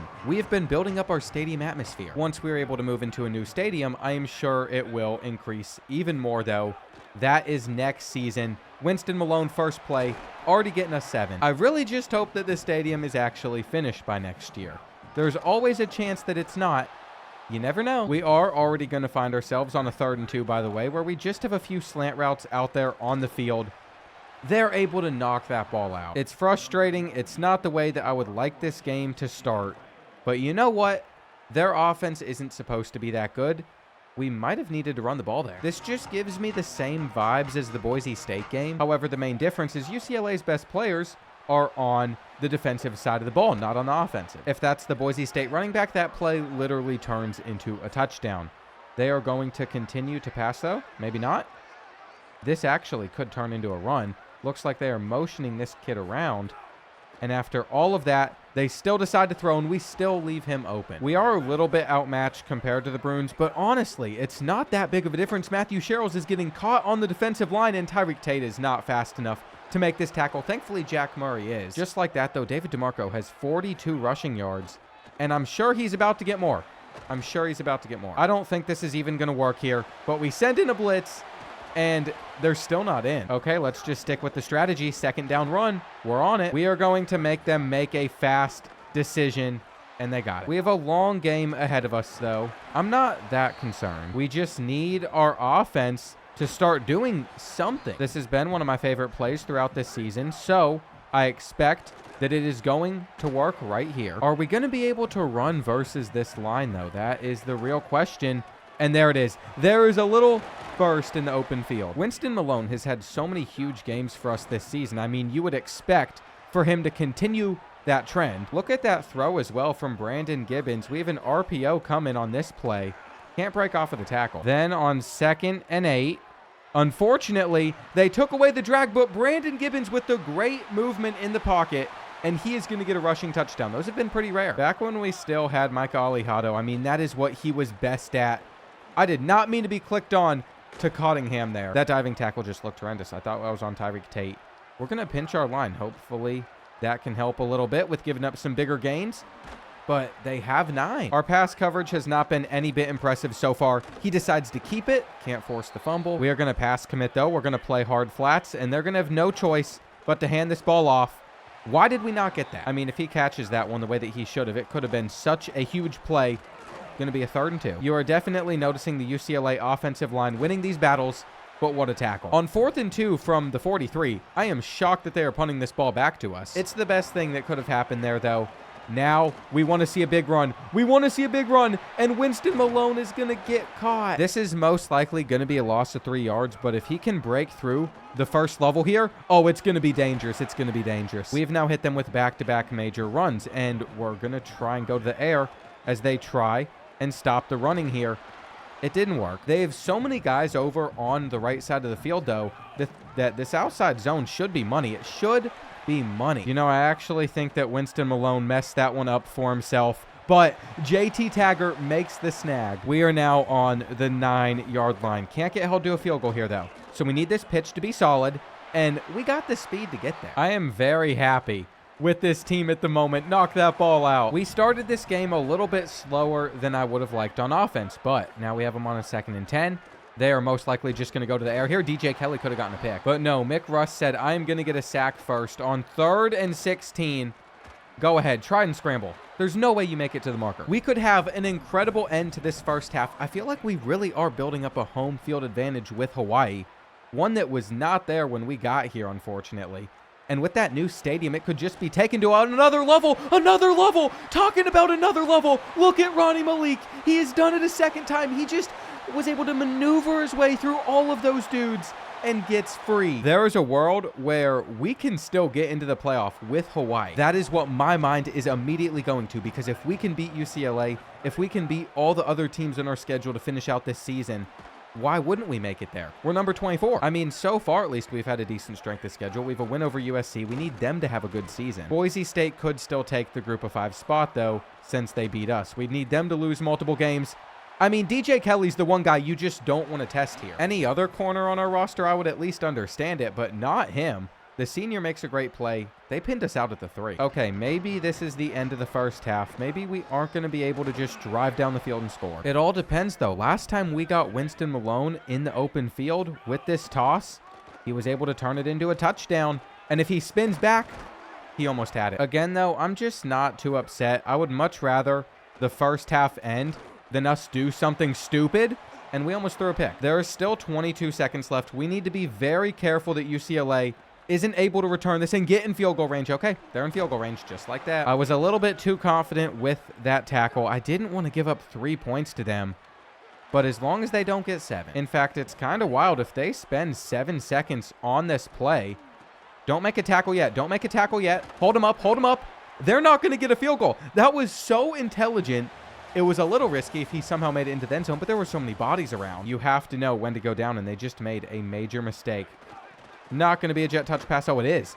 It is. Here we go. Now 2nd and 9. Jack Murray is just going to fill that hole. At least I thought he was going to. I would really like for us to keep UCLA away from our side of the field. Last time we ran this defense, though, they threw it there, and I felt like we should have picked it. I literally could have told you the play that they were going to run. It was so obvious. 3rd and long.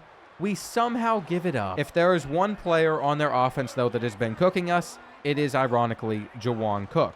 He's got that touchdown whenever we ran man-to-man, and him bringing in that last ball between all of our zones is a little bit of a momentum killer. Don't let him get to the outside. Okay, here we go. 3rd and 6.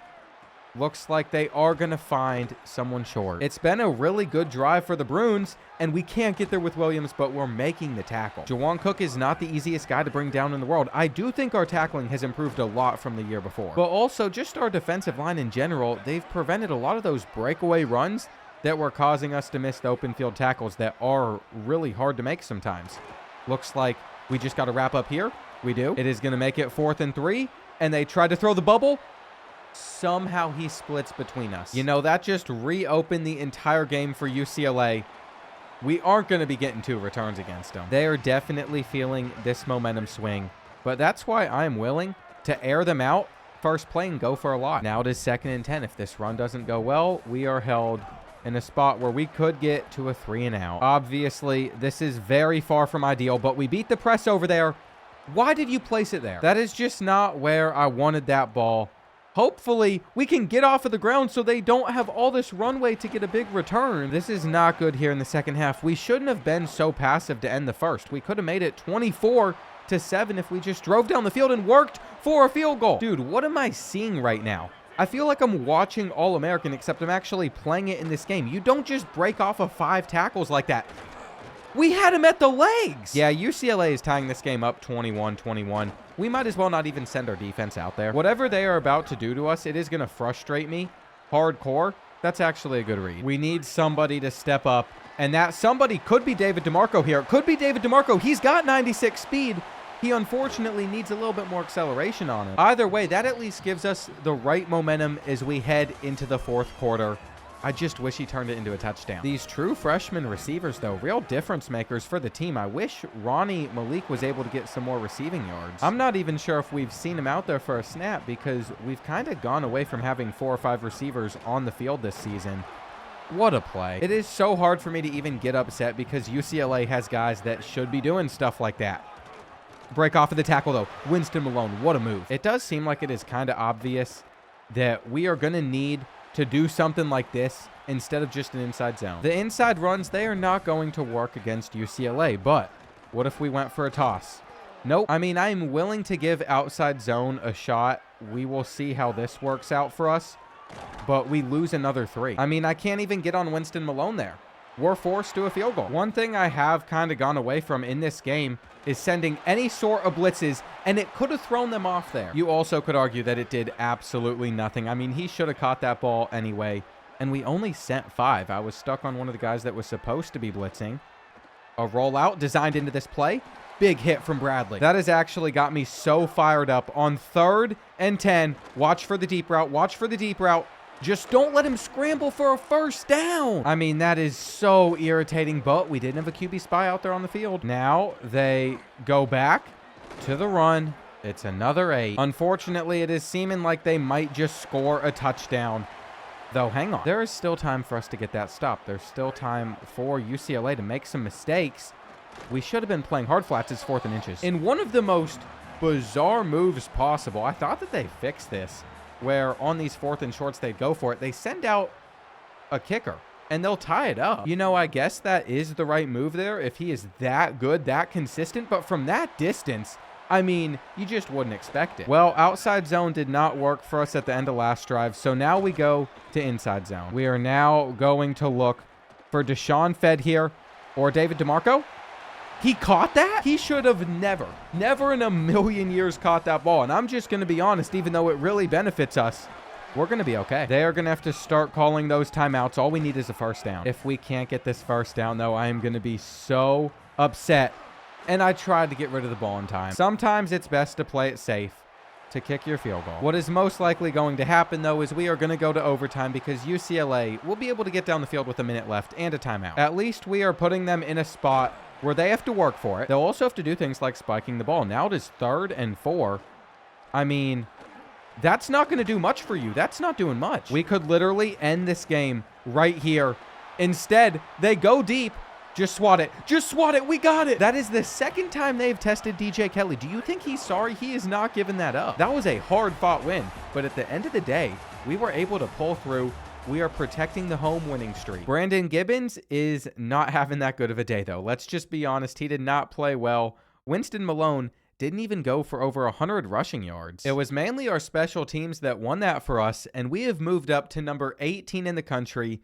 USC is currently number 19, so they're having a good season. That is another good win that we had. There is still number 20 New Mexico on our schedule as well. They come to our stadium. They are 7-0. North Dakota State is about to come to our stadium. They're 6-1. These are just things to keep an eye on because we win these games. We increase our home winning streak. Our stadium atmosphere goes up. Our brand exposure should continue to rise. There is still a lot of time left in this year, though, for us to fall apart against a couple of these teams and potentially stay in the Mountain West moving forward. Well, we have gotten locked out of a lot of the guys that I added to our board to see if we should be putting some hours into them. For 88 speed Matthew Addison, though, we could still try and get into this battle. We just have to decide if it's worth it. We have to offer him a scholarship right now.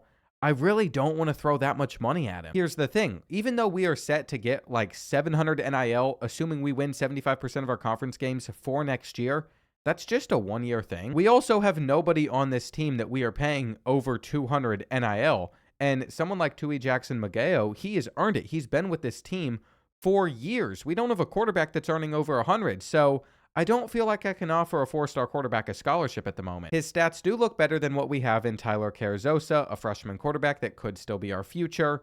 But unfortunately, I just feel like we could find a cheaper guy in the transfer portal that is just as fast. That means for now, we're going to avoid the 4-star quarterback. I also want to mention, David DeMarco is getting 120 NIL. He is one of our most expensive receivers as a true freshman. So he is just going to want more money at the end of this season. We got to keep that speed around. I am very aware that he is going to want more money, though. It's just something that we are preparing for. Let's take a look at this North Dakota State roster because in previous seasons in this dynasty, they haven't been that good. It has taken them a few years to adjust to the FBS level, and all of their guys are 77 overall or below outside of one receiver. So that should be a good sign to us.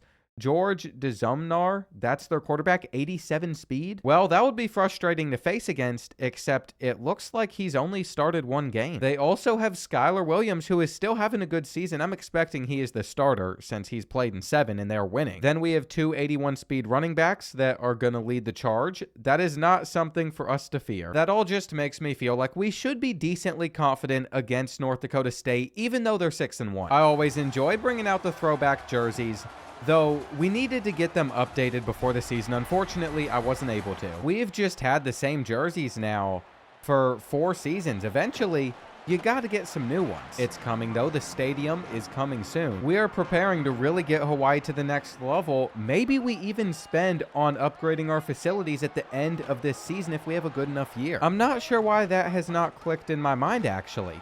If we're getting 700 NIL, I think for us to go from a tier 3 to a tier 4 facility is something like 1,300.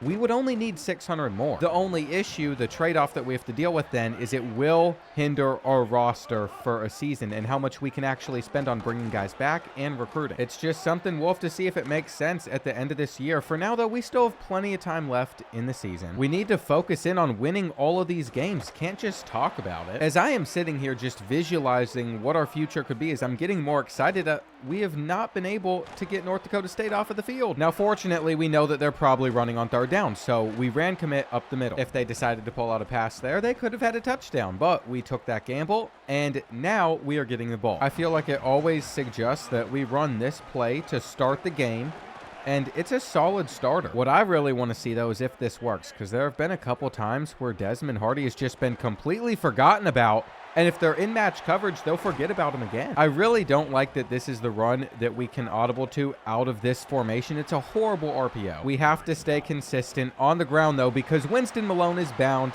to get some big plays. Deshaun Fed might even be able to beat that corner over on that side of the field with the press. If we can notice that Desmond Hardy is open at the same time, though, why not just feed it to the 6'5" receiver? He is not going to lose that battle. Here we go, 2nd and 6. We will wait for our blockers and try and take off. It did not work as well, though, and we're going to get that first down here. Am I tripping, or does our crowd look a little bit more full than it did whenever we took on UCLA? I feel like it is. We're actually going to have the curl route, and JT Taggart catches it. Now what we are looking for is a blitz. We are going to send it with Cottenham. Go ahead. 6 coming in their direction. They feel the pressure. They feel the pressure. You know, just for moments like that, I actually believe we should start focusing on not running zone all the time, on actually getting some man-to-man corners. It's a little bit more of a gamble, but I really like it because getting those sacks just sets them back so far. You're not going to pick up the first down. I mean, can you imagine if we just turn this Hawaii defense into a defense that blitz a third of the time? It could be so much fun. Unfortunately, they're all over the run. I just don't believe that they're going to be able to stop David DeMarco in the slot here, though, especially if they're sitting in a cover, too. I mean, David DeMarco, the fastest player on the field, and that is the coverage that you go with?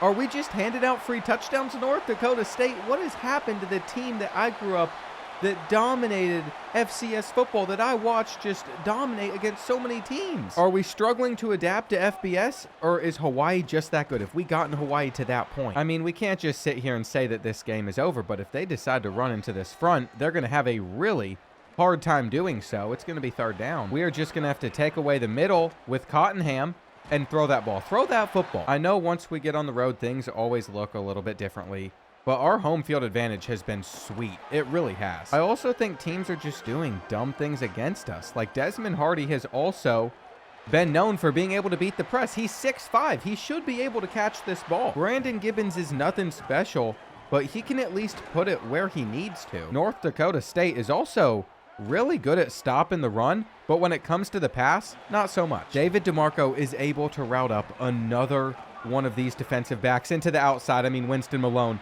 getting a little saucy, getting a little bit saucy. We've already seen our ability to close out games better this year. North Dakota State might be suffering that same fate. Just wait on Desmond Hardy to run that route. In my eyes, he's been worth every penny that we are paying him. I think 120 in NIL. And how on earth is this play still going on? We are going to get another coverage sack, a 3rd down stop.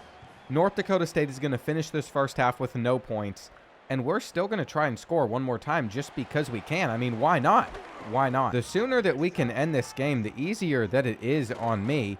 Stepping up here, we just throw him a pick. Deshaun Fed did not get open. I was expecting him to get a little bit of separation. He's like an 83 overall. He's going up against a 74 overall corner, but no. He's actually been a pretty disappointing receiver for us. What did I say last year, though? I don't think he could be a number 1. Just another major letdown we are now having to deal with. North Dakota State is going to get held to 3. At least they are only going to get that. It could have been worse. Either way, we have the ball to open up the 3rd quarter. I mean, you know what we're going to do. In my eyes, it's not all that exciting. We're just going to be running the football a lot. We're going to get it out to Winston Malone. I wish that block held. We might even have to involve David DeMarco a little bit. Let him step on the Jets for a second, get into the outside himself. Ultimately, the end goal is just a touchdown. Deshaun Fed has another chance to get open versus man-to-man coverage, and he can't. We might actually decide that he is going to be our 4th receiver and give Ronnie Malik a chance to shine. It could be a crazy move. At the same time, though, why not make that change? If he can't perform, who cares about his overall? Here on 4th and goal, Ronnie Malik will actually have an opportunity to get open, but at the same time, we gave Deshaun Fed his chance. I was kind of hoping that would just seal things for us, but it's not the case yet. North Dakota State drives down the field. North Dakota State takes another sack from Josh Roberts. I feel like at this point, they are just addicted to losing yards. Here's the thing, though. They're trailing by 4 possessions, so they might just be okay with the field goal anyway. I don't know how they completed that. It is time for us to lock down, though. Make sure that they don't score and end this game. That works. We would finish this one winning 28-3. So a really dominant performance. It was Brandon Gibbons that came out with only 12 completions. He really didn't have to do all that much and he still was able to put on a show. 125 rushing yards for Winston Malone. We are also going to see a commitment out of 3-star Jim Timmy Freeman, even though his deal breaker is still not met. I find that very interesting because up until this point, we've just gotten commitments from 2 stars in Hawaii. I mean, at least we are starting to build out this recruiting class. There isn't really a way for us to get back on Alex Fong. I don't think our playing style is going to change. So we will take him off of our board, but this is what things are looking like. We're going to continue to get more hours free to spend elsewhere on other guys. We are in the race for Matthew Addison if we wanted to pay him money. If we're going to pay any of these other 3 stars a bag, though, we have to scout them and figure out what we are getting at in the first place. If we find a gym, I don't mind offering him. It is just rare to find a gym in the first place. Looks like there's a 50% chance of precipitation against Air Force. This is a team that I never feel comfortable playing. Their offense can throw you so many surprises. They're going to be able to hit some deep field goals against us. 91 speed on Toa Faye Aveye. What I have learned is when you're saying Hawaiian names with the Okina, you're actually supposed to pause. It's like a stopper. But anyway, the reason this kid is such an issue, why I wish he would just transfer to our school, is the 91 speed. He was committed to serving his duty for the U.S. military, though. He has stayed there. And it looks like Jose Smith is going to be one of the main running backs that they use. We are also going to have to head on the road. Air Force is 3-5, so it's not like we should be too concerned. The environment every time that we come to Air Force, by the way, is always electric. It's a little bit intimidating. It is the exact rivalry environment, though, that you want to look for. Okay, so you can already see that their offensive line is solid. They had 7 yards on that carry. We're missing the tackle here. And this is our issue. We're going to stay in the 4-3. That helps shut down the run. I'm also going to keep pinching the line. They try to run to the outside, and we're all over them. I just can't imagine that they're going to throw for a first down here. Look at the play from Rob Jorgensen. I mean, he was just all over him. Moving him down to edge so we could make sure he is on the field for us since he wasn't playing as much as a linebacker anymore. That was one of the best moves I think we have made throughout this entire series so far. We might look to do it more often, especially if we can get some beefier defensive tackles to really help with stopping the run. Also, I have to give some credit to Winston Malone. He has been able to keep his wear and tear intact. I wasn't really sure how long throughout this season he was going to last for us. They're going to force a fumble. You know, I guess that is a sign that we should have just continued to run the football. Second down, JT Taggart, I want you to get back half of it for us. He has done that, so here we go. Deshaun Fedd really is the main read. I don't want to run with Brandon Gibbons, and we're not going to have to. He also can juke. Maybe that is where we need to be using Deshaun Fedd a little bit more. He doesn't make sense for an outside receiver, but if he can make defenders miss, he might even be a better fit for our slot receiver instead of David DeMarco. It's just when David DeMarco gets going, he can really make some stuff happen. I'm going to send it up to him. Why not? Why not? Is that on target? It is. There is the issue Air Force is going to run into right there. I mean, we are lucky that we were able to get a hand on his foot at least. It'll be 3rd and 4. That last play, though, could have been a touchdown. Could have been a touchdown. You know, a Ronnie Malik return in this spot would be so incredible. It would be so incredible, but he can't get around everyone. It is a shame that our punters can't kick as far as the computer can because they are booting it just so far down the field. Here on 2nd and 10, I don't know if I wanted to throw anyone there. We're almost experimenting a little bit more through the air than we typically would, and that's double coverage. I mean, that should be a pick every time. What just happened to Desmond Hardy, though? No pick six. No pick six. Brandon Gibbons sure has his weaknesses, and they're being exposed a little bit against Air Force. That's just a frustrating way for us to have a turnover. However, what I am noticing is we are looking really, really strong defensively.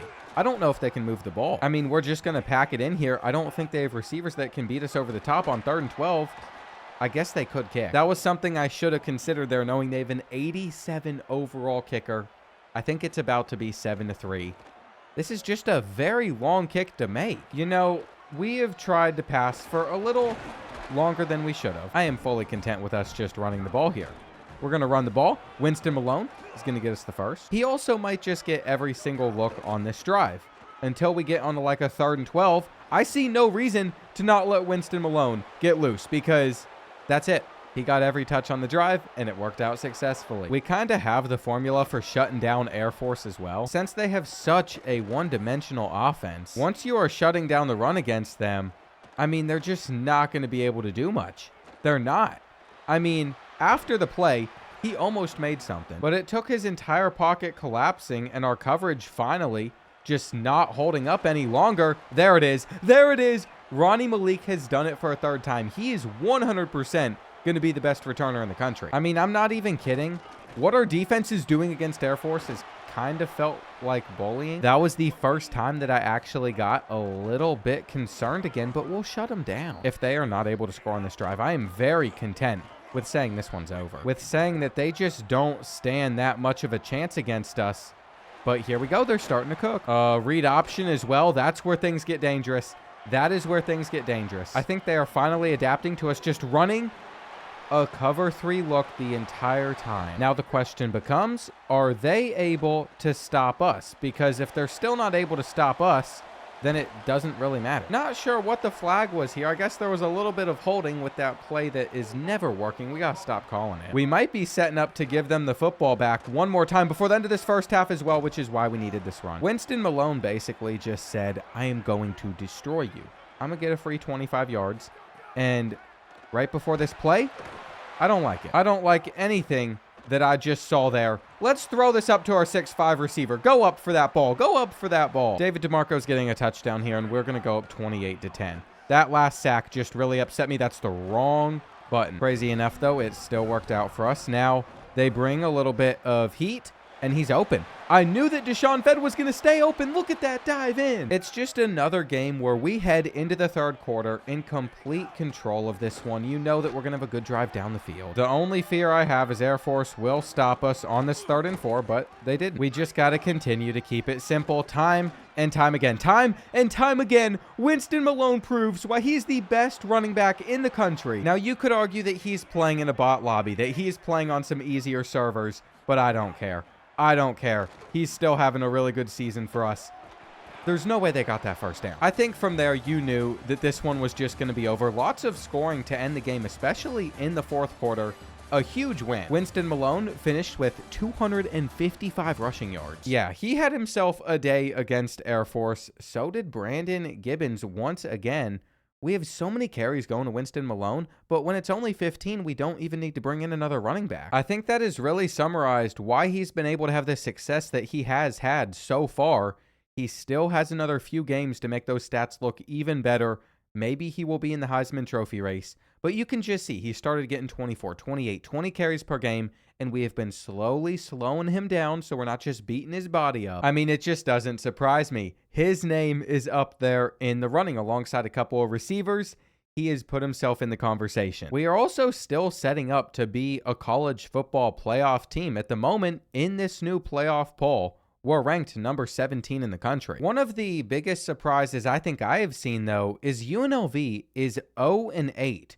UNLV hasn't won a single game so far this season. They score 14 points per game, give up 33. Keep in mind, this is the same team that beat us last year, that had a beast in God's power at running back. I don't think he's still with them, though. No, he is not. Fortunately for us, God's power has moved over to North Texas, so that was the guy that crushed us. But anyway, that explains why UNLV has not been able to win a game, and we do not intend on being there first. I don't care that it's a rivalry. We should be able to handle Tim Weidman, though. 92 speed with a passing offense. If he's scrambling a lot, we're just going to have to make sure that our spies actually do their job. I just don't want to come into this game too overconfident, and then we mess things up. I feel like we end up playing at the same places over and over again, too, because I know for a fact that we played at Allegiant Stadium last season, because we lost UNLV, but we didn't lose the home winning streak. It's the 9th Island Showdown for us, and kick returns have been going really well. So I have no issue with taking it out. You know, I did not need this reminder right here on what happened. I had already educated you all on what we went through. It was brutal. I think we gave up like 400 total rushing yards,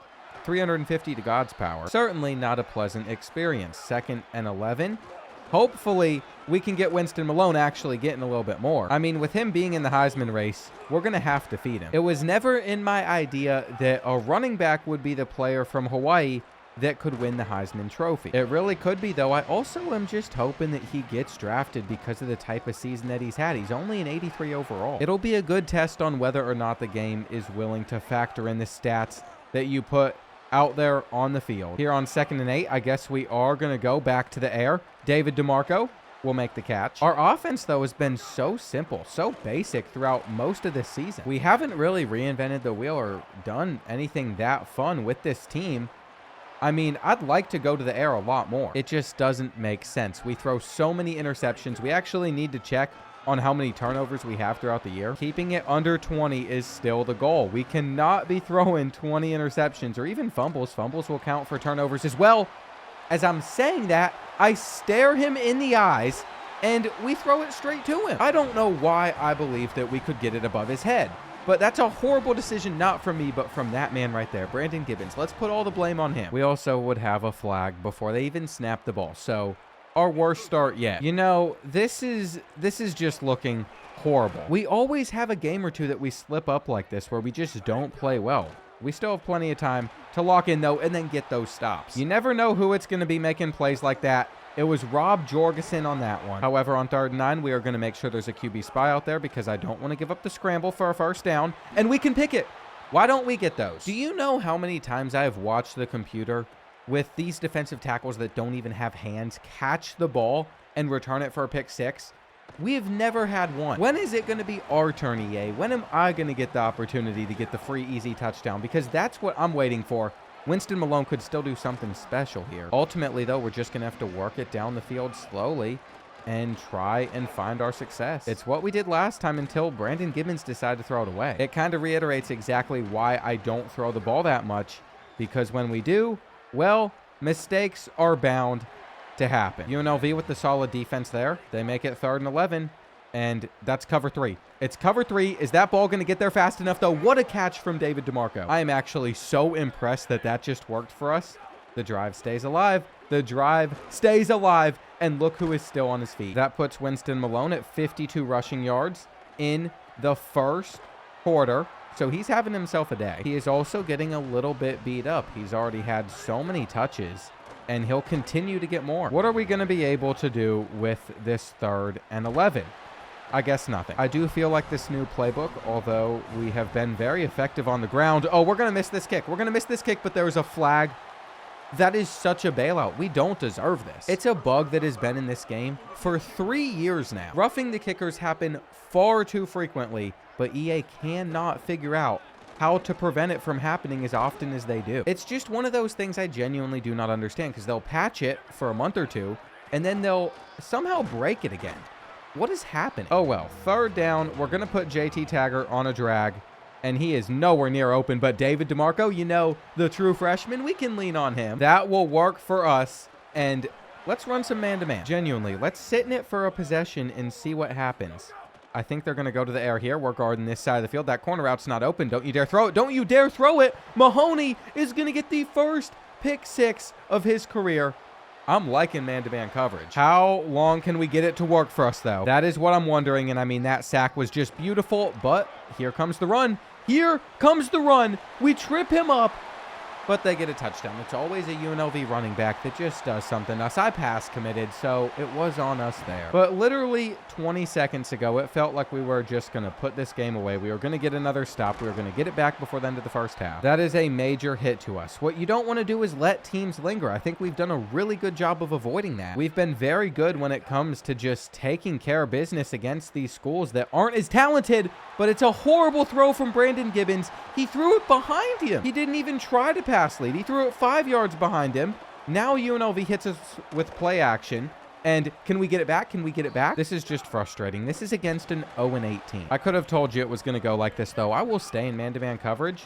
They decided to run it on 3rd and 8. Interesting. It's like they don't want to throw versus it because they don't trust their receivers to get open. When are the Brandon Gibbons turnovers going to end, though? If he asks for more money at the end of this season, I will just let him walk. I'm not kidding. I will gladly go to the transfer portal and find another quarterback. No questions asked. You know, I say all that and try to talk tough, but if we achieve a lot, maybe we do need to pay him to stick around. It's just so hard to do so when he's made so many mistakes. The whole point of having him is this super accurate quarterback that should be able to make loads of throws, and then he does the opposite. That last ball just cannot be 5 yards behind Deshaun Fed. They wouldn't have gotten the interception if it wasn't. JT Taggart needs to be led here, and look at him making that snag. That is the size mismatch that we wanted. They were never going to have good enough defense there. I think we're just going to have to force this. We have a couple receivers on the outside that I will be looking at here. And that's the wrong button. That's the wrong button. Thankfully, there's a flag. Thankfully, it's against them, too. I thought it was offensive PI. Who I meant to throw that ball to, though, was JT Taggart. He was wide open. It's just another error. Another mistake that was avoidable. Somehow, I am sitting here struggling, but I think we're still going to get to 9-1. It really just speaks volumes about this team that we've been able to build. I mean, 4-3 under, cover 2 man has been the best defensive look we've had this entire rebuild series. We're going to keep it fresh, though. We're going to use it with Matthew Sherrills in a cover 3 look on 3rd and 15. We can't just run man-to-man coverage every single play. It's another drop. I am telling you, our defensive line just cannot intercept balls the same way that the computer can. I don't know what the reasoning behind it is, but oh well. Through most of this game, we have shown our defensive dominance. Outside of that one broken touchdown run, they had a fluky touchdown run. It is what it is. We're going to get a touchdown run ourselves. The only way I'm even worried still is if they are able to hold us to 3. Part of me just wants to throw up a ball to David DeMarco, by the way. Instead, we're going to laser it in there. Can't catch that. Okay, here we go. 3rd and 9. Man-to-man coverage. David DeMarco gets open. There it is. Brandon Gibbons sometimes doesn't put it where he needs to, but he placed that one in the right spot. 2nd and 5 now. Winston Malone.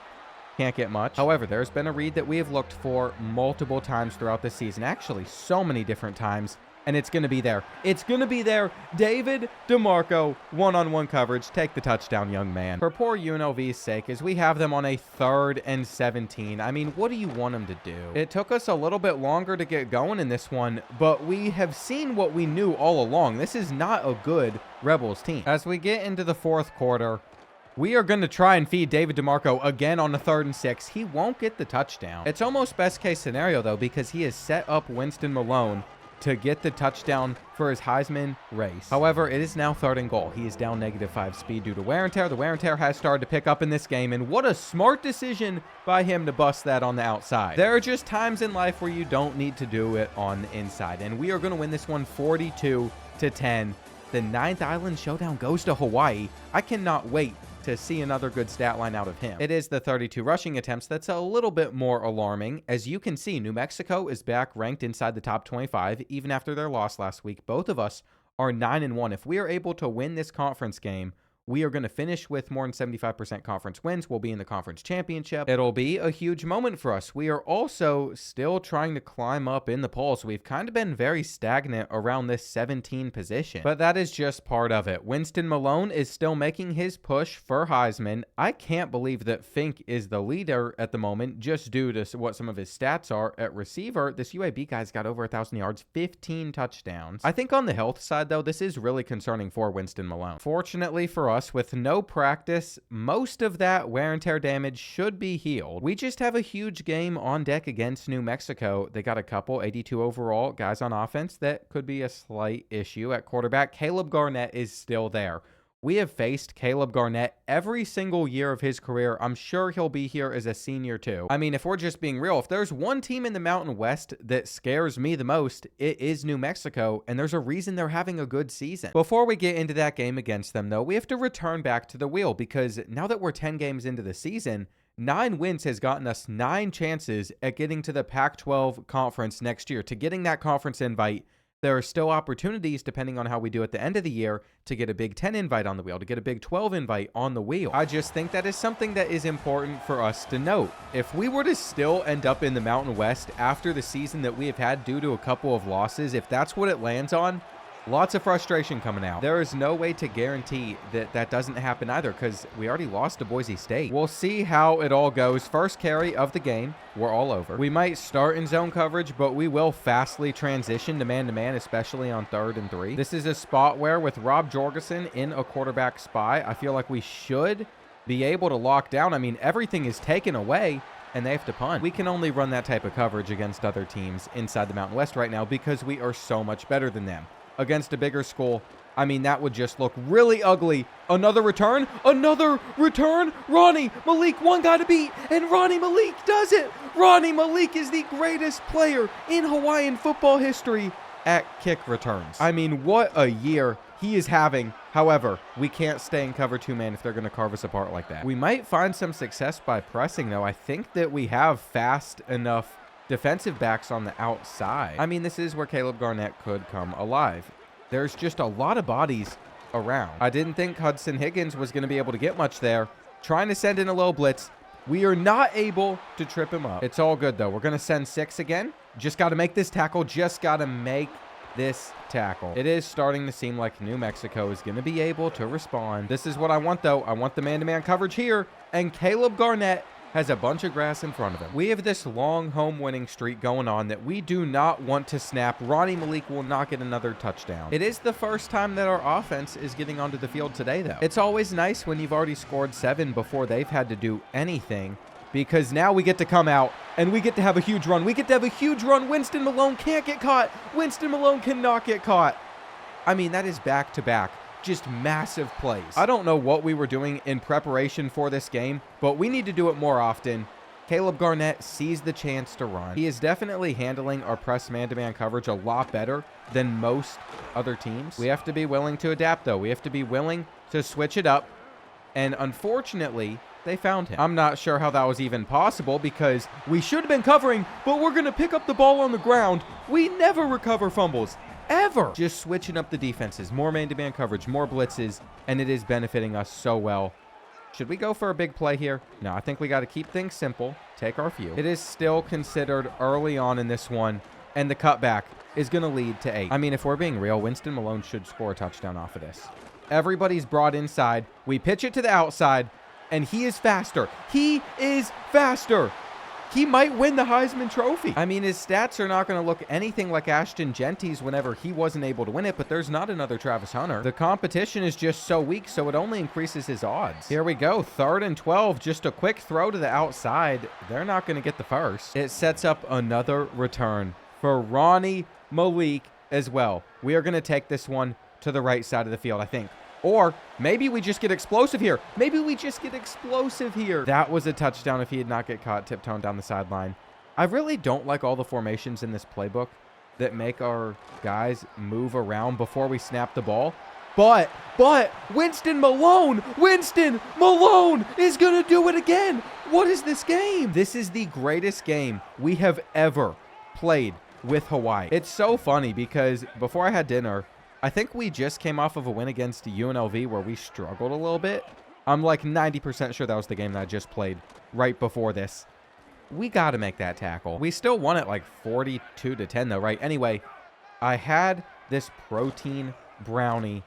Oh, he threw a high ball there. But I had this homemade protein brownie thing, and I got to say this a little bit quietly, it was not good.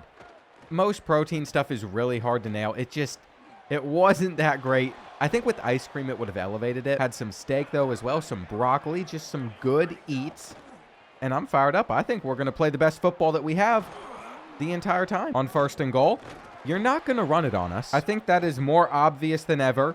We are stuck and, thankfully, throwing it to the fans. A little concern I have, though, is our star cornerback, DJ Kelly, is injured. I'm hoping that he's not out for too long.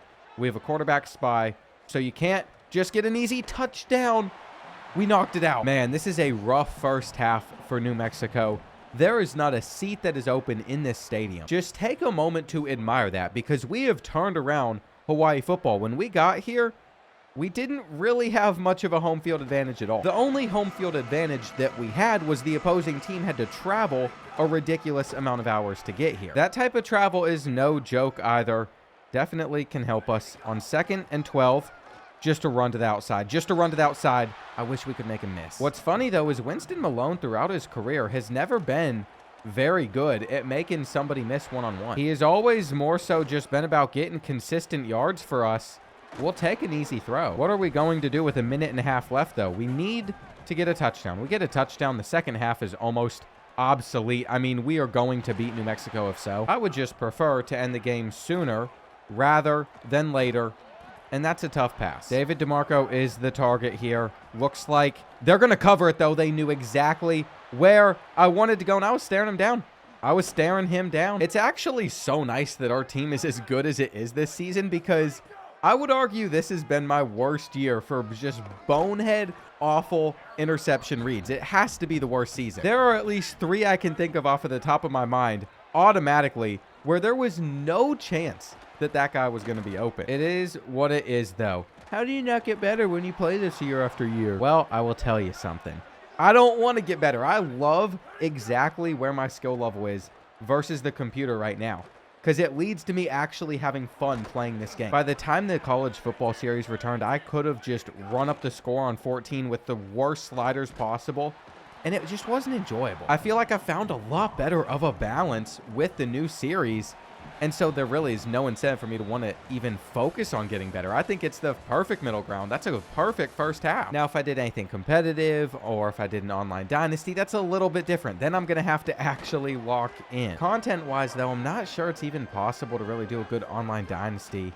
I mean, we did it last year, but, like, I would want a 32-team one. It's just hard. At least on my main channel, I am pigeonholed a little bit because these videos are so long that when I post shorter videos, YouTube doesn't like that. The EA situation was just such an anomaly because I think it was a lot of shock value on how ridiculous all of that was to this day. Typically, though, it's why you'll see YouTubers have multiple channels. Like my second channel is more for just random little rants and stuff.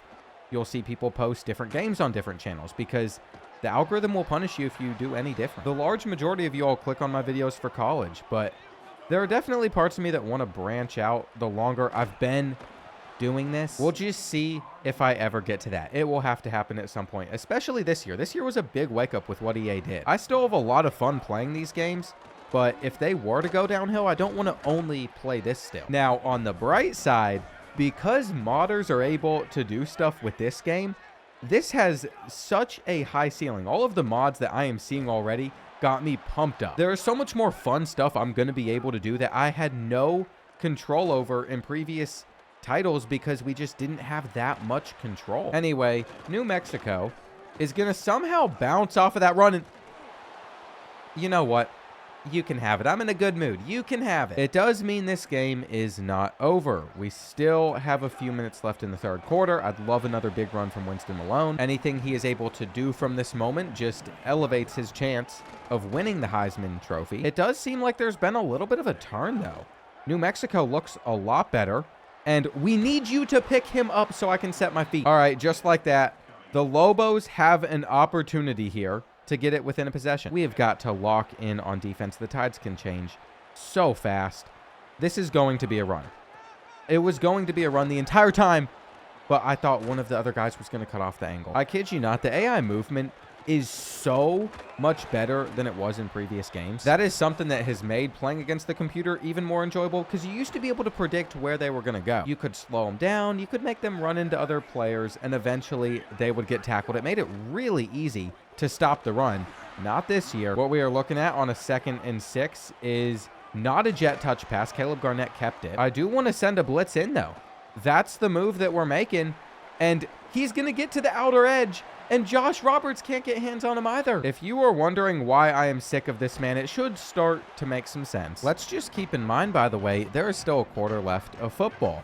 If we didn't get that return for a touchdown, well, we would actually be losing. New Mexico has started to play a lot better. Are they going to have an answer for Winston Malone, though? That's the one player they cannot stop. Maybe we're making a mistake by throwing the football here, but on a 2nd down, we are going to find Deshaun Fed. That's nice. They thought they could get away with one-on-one coverage, and they couldn't. Now we return back to our moneymaker. New Mexico knows it is coming, though. New Mexico knows that they need to be able to stop it if they're going to beat us. What we do not want from this position is to be held to 3. We get held to 3, and then we have a very real problem. We are just going to have to drop back on 3rd and goal, and I'm thinking that we go to Hardy. I'm thinking that we go to Desmond Hardy. That is a major hit to New Mexico.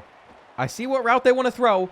Why did you go away from it? Prince Cottenham could have had that interception, but he seemed like he was just trying to back off of that ball. Really weird behavior. Tyreek Tate takes away the drag. And, of course, Caleb Garnett's good enough at this point to scramble. He is not an easy player to stop, though, I mean, we locked them down there. It is just, do you think we can do that forever? Well, he's going to scramble. He's going to scramble. Thankfully, we bring him down. There are 2 things that I'm watching for. Are they going to use any of their timeouts? And can we at least keep them away from scoring before the 2-minute timeout? Anything that could stop the clock and give them a better chance, that is what we want to avoid. Just 10 seconds before the 2-minute timeout now. I think we're looking okay there. Can't give up a touchdown here. Can't give up a touchdown here. He is running every play. It is about time that Rob Jorgensen takes that away. Of course, they're passing. Throw it to Matthew Sherrills. Throw it to Matthew Sherrills. Smart read. Smart read. We really do need this QB spy to lock down, though. I cannot believe how many times we have just given up the run to him. It's hard because you have to find that balance of generating pass rush or being able to lock down. There it is. We're going to pass commit. He missed that throw. He actually had somebody open, and we left him.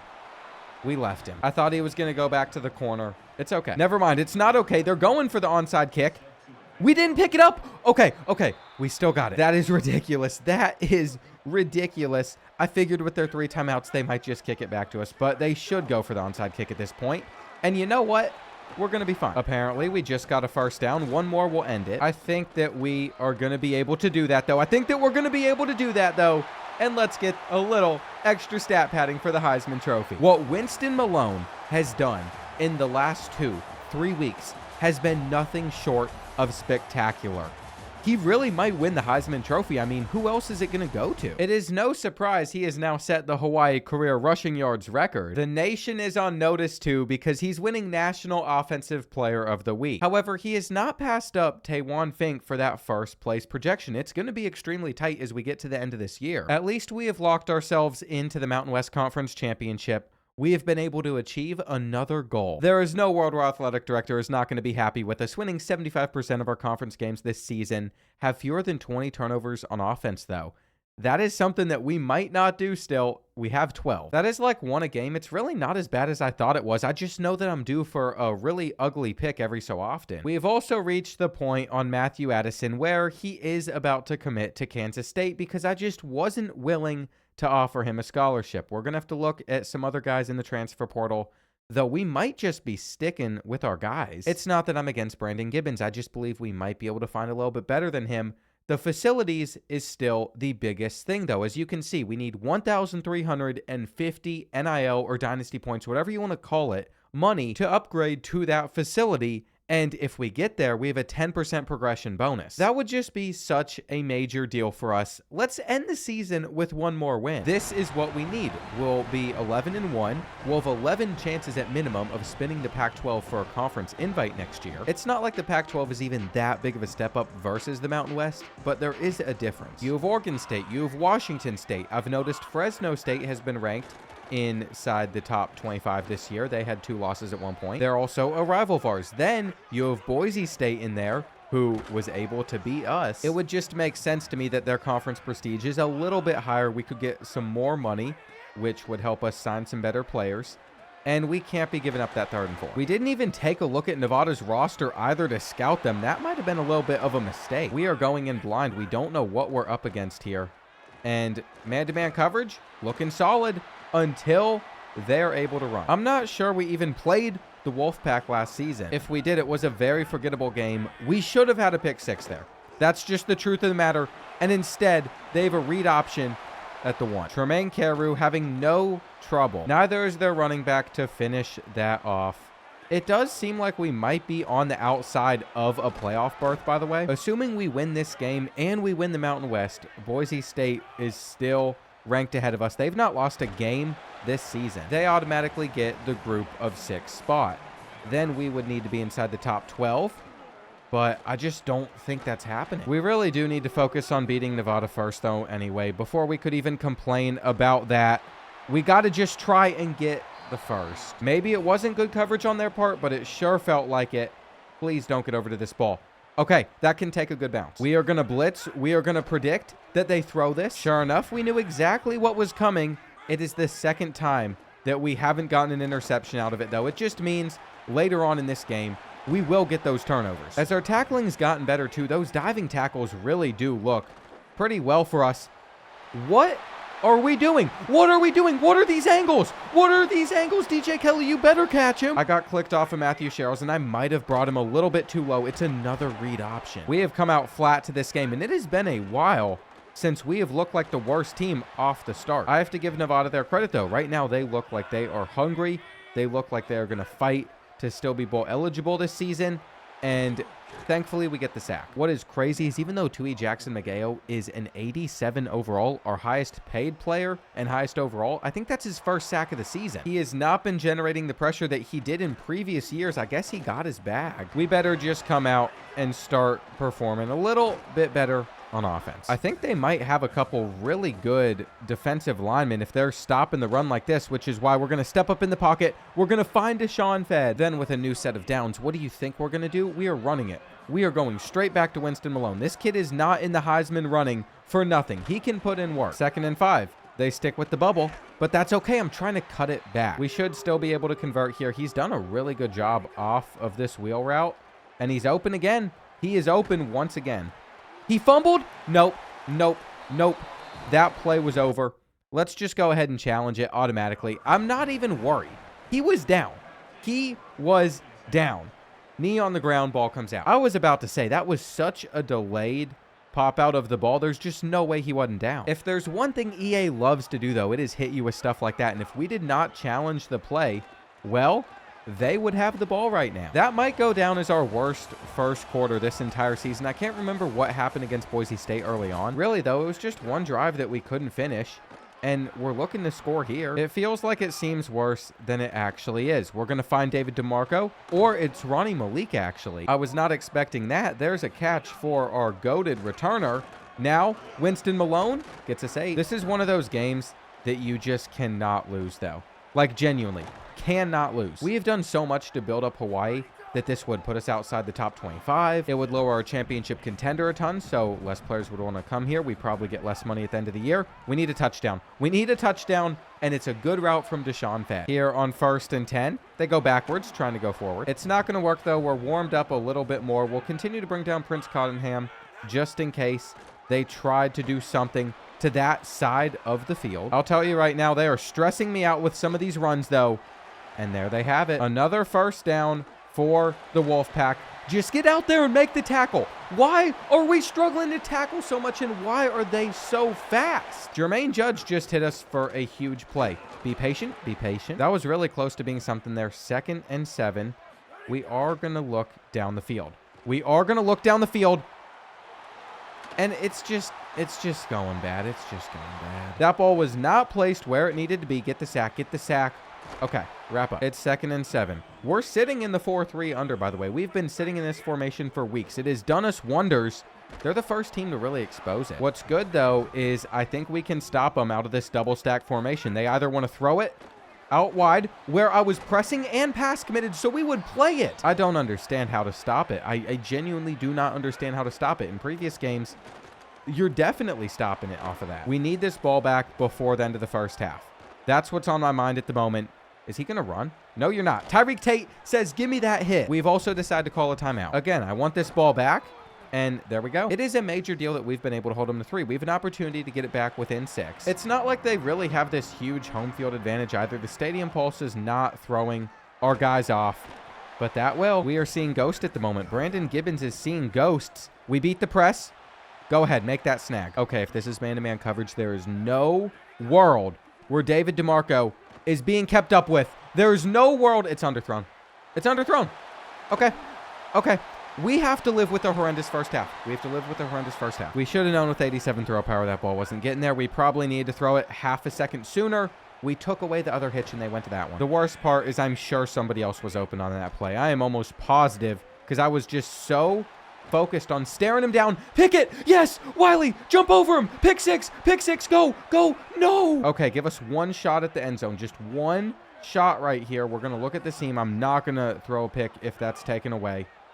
Okay, not there, not there. Go down, go down. It is what it is. That is a good turnaround. We are back in this game slightly. Us getting this ball to start this second half is such a major deal. It's such a major deal. David DeMarco. Oh my gosh. We're back in it. We're back in it, baby. What are you going to do about it? This team has the greatest returners ever. I mean, this is just so much fun. Who would have thought during last year's recruiting class when we were scouting for faster receivers, when we decided that we were going to pay them actual money, that those two were going to be the biggest impact players on this year's roster immediately? I mean, it's just awesome. Covering all the deep routes. Unfortunately, we cannot knock that ball out. If we see the name Jermaine Judge in the portal, by the way, I am going after him immediately. He's the guy that had that 60-yard touchdown. He has 5 catches for 100 yards. I'm impressed that we were able to make that open field tackle against him. Jack Murray, just slow him down. Okay, here we go. 3rd and 3. We're going to press, but I'm not going to go hard flats because it seems like when we go hard flats, we always end up giving up like 15. That has not really helped us, though. There we go. We're back out. They would get us to jump before the next play. Actually, it was on them, so perfect. They had a false start. That could be considered irreversible damage for them if they're held to 3. It is seeming more and more likely to take away those reads and then make this tackle. Make this tackle. Just like that. Yeah, they're going to get a few more points, but we take the lead back with the touchdown. I was really worried after that second pick. It's always this game at the end of the year, too, that just gives us some problems for whatever reason. It's like we're ready to move on. We are ready for our next challenge, and then they just come out and give us a lot of issues. We have to stop going to the air, though. We don't need to panic. We don't need a lot of passing yards any longer. We are able to run this ball. 2 minutes left in the 3rd quarter. Winston Malone.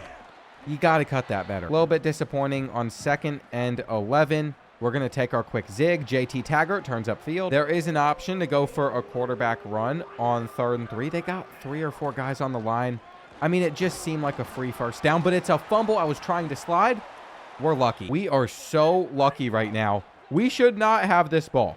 That's just the reality of the situation. Don't run backwards. We need you to get a big carry. We need Winston Malone to get a big carry, and he has finally done it. That is our Heisman finalist. Nevada is just falling apart. They're showing why they are 4 and 6 in the first place, and we're going to have them on a 3rd down to start the 4th quarter. It's hard to know exactly what to do here, but I think sending a blitz was our best move if he didn't catch that. That's actually crazy that Jermaine Judge was able to make that catch as well. I thought that we were going to have him locked down. Lots of game time left. They are in field goal range, so they're about to take the lead back. What we don't want to give up is a touchdown. Our tackles look so much better, too. I mean, those diving tackles are working for us. Can't get far. Here on 2nd and 5, looks like they're going to hit us with another RPO. That's cool. I think we're going to go with man-to-man coverage. We really need to have a quarterback spy out there. Do we have time to set it? Okay. We have time to set it. We're on the wrong player, though. I don't like this. I don't like this. We're coming off the edge with Wiley, and he had to throw it away. That might have been a late hit on the quarterback as well. I don't know. I just saw us making a diving tackle straight into his head, but ref didn't see it. Well, we know what wins this game. A field goal. That's something we can definitely achieve in this one. We just have 5 minutes to work it down the field, to take our time. There's no need for us to rush. There is also always the fear, though. What if we don't get down the field? So, yeah, we need a play like this. We need a play like this. Once we can get to about the 40, I mean, that is where you just feel so much more comfortable than already. I will say it does seem a little crazy to be chewing the clock when you don't know if you're going to get that field goal still. There just has to be a little bit of an arrogance and a confidence in our team, though, to know that we can get that done. Speed option, 3rd down. Easy for Winston Malone. 100 rushing yards for him. No problem. Now we go to work. We are still chewing clock, by the way. So it's this drive or nothing. It is this drive or nothing. How did they get hands on us? That was actually instant, and we had a good read there. What type of blocking is that from our center? Don't tell me I need to slide protect or set the pass protection differently either. No, he just let him run straight by. There's no excuses for it. But Winston Malone is open. He is going to make that catch, and that is about game. Nevada has used one of their 3 timeouts. We can get this down to about 30 seconds left. One more first down, we can chew out more. Unfortunately for them, even though they played really well, they're not going to get their upset in this one. There's the first down. No touchdown, though. As nice as it would be for Winston Malone and his Heisman chances, we can't risk it. What we were looking for was to make sure there is no time left as we attempt this kick, so they stand no chance. And that is going to do it. An 11-1 season with the Rainbow Warriors. I mean, what a year we just had. It was not an ideal game, especially out of Brandon Gibbons. What a horrendous performance from him. But Winston Malone has carried. Our kick returners have carried. This is now the greatest Hawaii team in their football history. We still have some business to take care of. We have made it to the conference championship game, though. I wish New Mexico could still be another top 25 win, but they have fallen out of it. It also does seem like we are just going to miss out on the college football playoff because we've moved up to number 15 in the country, but teams like 9-3 Miami, 9-3 Oklahoma, they are ranked ahead of us. For our final 2 games, that basically eliminates a chance at getting a Big Ten invite on this wheel because I don't think we're getting a playoff appearance. But for every conference championship we win, every bowl game that we win, it is a Big 12 invite on the wheel. So that's still at play. The odds of us returning to the Mountain West Conference just aren't all that high, but we could still choke against New Mexico. You never know. Look at that wear and tear on Winston Malone, by the way. His season wear and tear is so low. 1,900 rushing yards this season. Helaman Kasuga is also up here for Boise State because they're undefeated. They're having an incredible year. It also looks like Alex Ferraria wants us to pay him 335 Dynasty points just for him to return as our coordinator. You have lost your mind. I am not paying that much for you. We will find somebody else that's not as good for free. I don't know what happened, if it's a glitch or what, but it looks like it just said that in firing him, we spent the money to fire him. I'm very confused. I'm sure it'll all work out at the end of this year, but our Dynasty points budget just went from 380 to 45. I'm just very confused at the moment. We already know what we're getting into against New Mexico. It's another time where we have to take on Caleb Garnett. I mean, at this point in his career, we have played him so many times. We also might be playing our final home game in this stadium. This is nuts. This could be the last time that we get to take the field in front of just 15,000 fans. What we learned last year was the Mountain West Conference Championship will take all of our branding off of the field. So that is why it looks the way that it does. Comparing how we have just done statistically versus New Mexico, very even offense for us this year. They are an efficient team on third down, though, just like we are. Motioning across the formation. They weren't going to go there. They were never going to go there. Throw us a pick early on. Throw us a pick early on. Okay, it is 2nd and 10. Tyreek Tate lurking over this part of the field. They want to roll out. We get the sack with Rob Jorgensen. This is that suffocating defense that you hope for. And if they took another sack, they could have a safety here. So we just need to prevent Caleb Garnett from getting the first down. It's honestly a good play call, especially when we're dropping guys back, when we're pass committing. So it's really hard for them to throw for the first down. Let's get a return going. Let's get a return going. Come on. Another one. Another. Oh, well, we did not have the momentum that we needed there. But the green jerseys honestly look pretty good, too. Here on 1st and 10, we're just going to pull out the basics. The easiest thing we could do. A handoff to our star, Winston Malone. Why are they so bad with their run defense? Either their safeties are like 75 speed or they just don't have good awareness. I'm not sure what it is, but their pursuit is horrendous. At first, I thought it was just a fluke and we were playing really well that first time that we faced off against them. But now we've done it twice. Now we've had breakaway touchdown runs twice. I have not forgotten about Hudson Higgins, though. I still remember his existence. And I mean, that's just the nastiest stiff arm of all time. That might even be worth going on SportsCenter, not top 10. Here on 2nd and 7, by the way, direct snap, nowhere. They tried to get creative on us, and it just wasn't all that. We knew that they weren't going to throw, but an immediate run? Really? I mean, I'm stuck. I was trying to get a run commit set up, but if Caleb Garnett's going to be playing like that, we are going to need a QB spy on basically every single play. Make the tackle. Here on 2nd and 5, we're all in there. We're all in there. We have pass committed. We have protected the sticks. We have a quarterback spy. We're going to sit in cover 3, and we are going to make them work for it. I don't see anything. I don't see anything.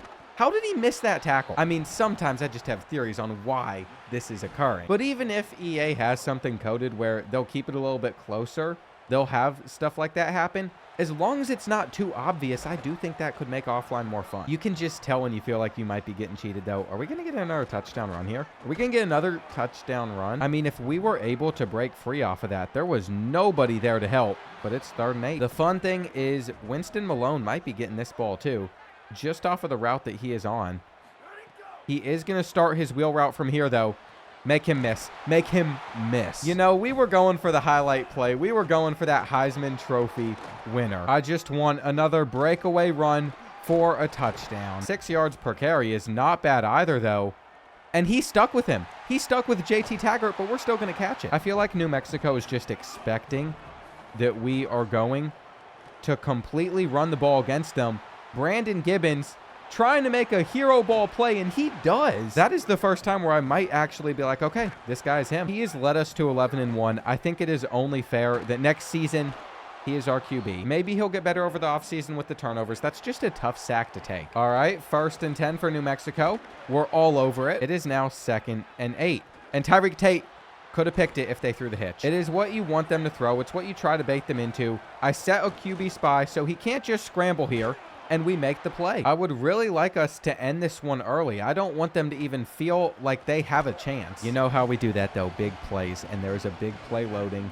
David DeMarco is going to come across to this side of the formation, and if he could have a couple of those blocks held, he would have been gone. I mean, there's just no way that this kid's going to cover Winston Malone either. Make that cut. Okay, I guess he is. 2nd and 10. It is time to return to the ground. It did not look great for us, though, and they're going to knock that out. Normally, that's just not where I'd throw that ball, but for whatever reason, I had faith in it. I won't have faith in it again. We just have to trust the stadium pulse, though, because right now, we should be making that tackle. We should be. We also should be able to pump up the crowd a little bit. The stadium pulse was starting to kick in, but for whatever reason, he is not pumping up the crowd the way that you used to be able to. That would have been a pick. He was throwing it straight at Williams. Caleb Garnett was going to make the mistake, and he got bailed out because our defensive line's too good. Tough problems to have. Either way, we are ready for another return, and I almost think it is better if you don't hit the gas until later on in the return, because once Ronnie Malik hits the gas later on, he is going to get himself his 5th return of the season. This is actually going perfect for us. Fighting off of that tackle. It is now 2nd and 10, and this was a design play to roll out to hit him. There is a chance that he might not have been in bounds, though. Both his feet were. Why are we reviewing this? Oh, well, it is now 3rd and 3, and they have us to that side of the field, I think. Seems like he was spotted for a 1st down. There was a chance that he wasn't going to be. Caleb Garnett, we got to wrap up. When he gets moving like that, he can be a little bit dangerous. Go ahead. Throw it to us. Throw it to us. What a pick from Prince Cottenham. And he's going to get a touchdown. He is going to get a touchdown off of this return. No. No. You're just ruining the play at that point. JT Taggart, I guess he gets it instead. For the rest of this game, though, we are in a very comfortable position. We're trying to keep them out of field goal range at the very end of this 1st half. And are we going to get another pick? No. You are telling me that Prince Cottenham gave up that? He catches it on the sideline. He gets a foot down and they get 3? Okay. Okay. It was a dominant half of football either way. I think we kind of know that we aren't playing for a spot in the playoff, which does stink.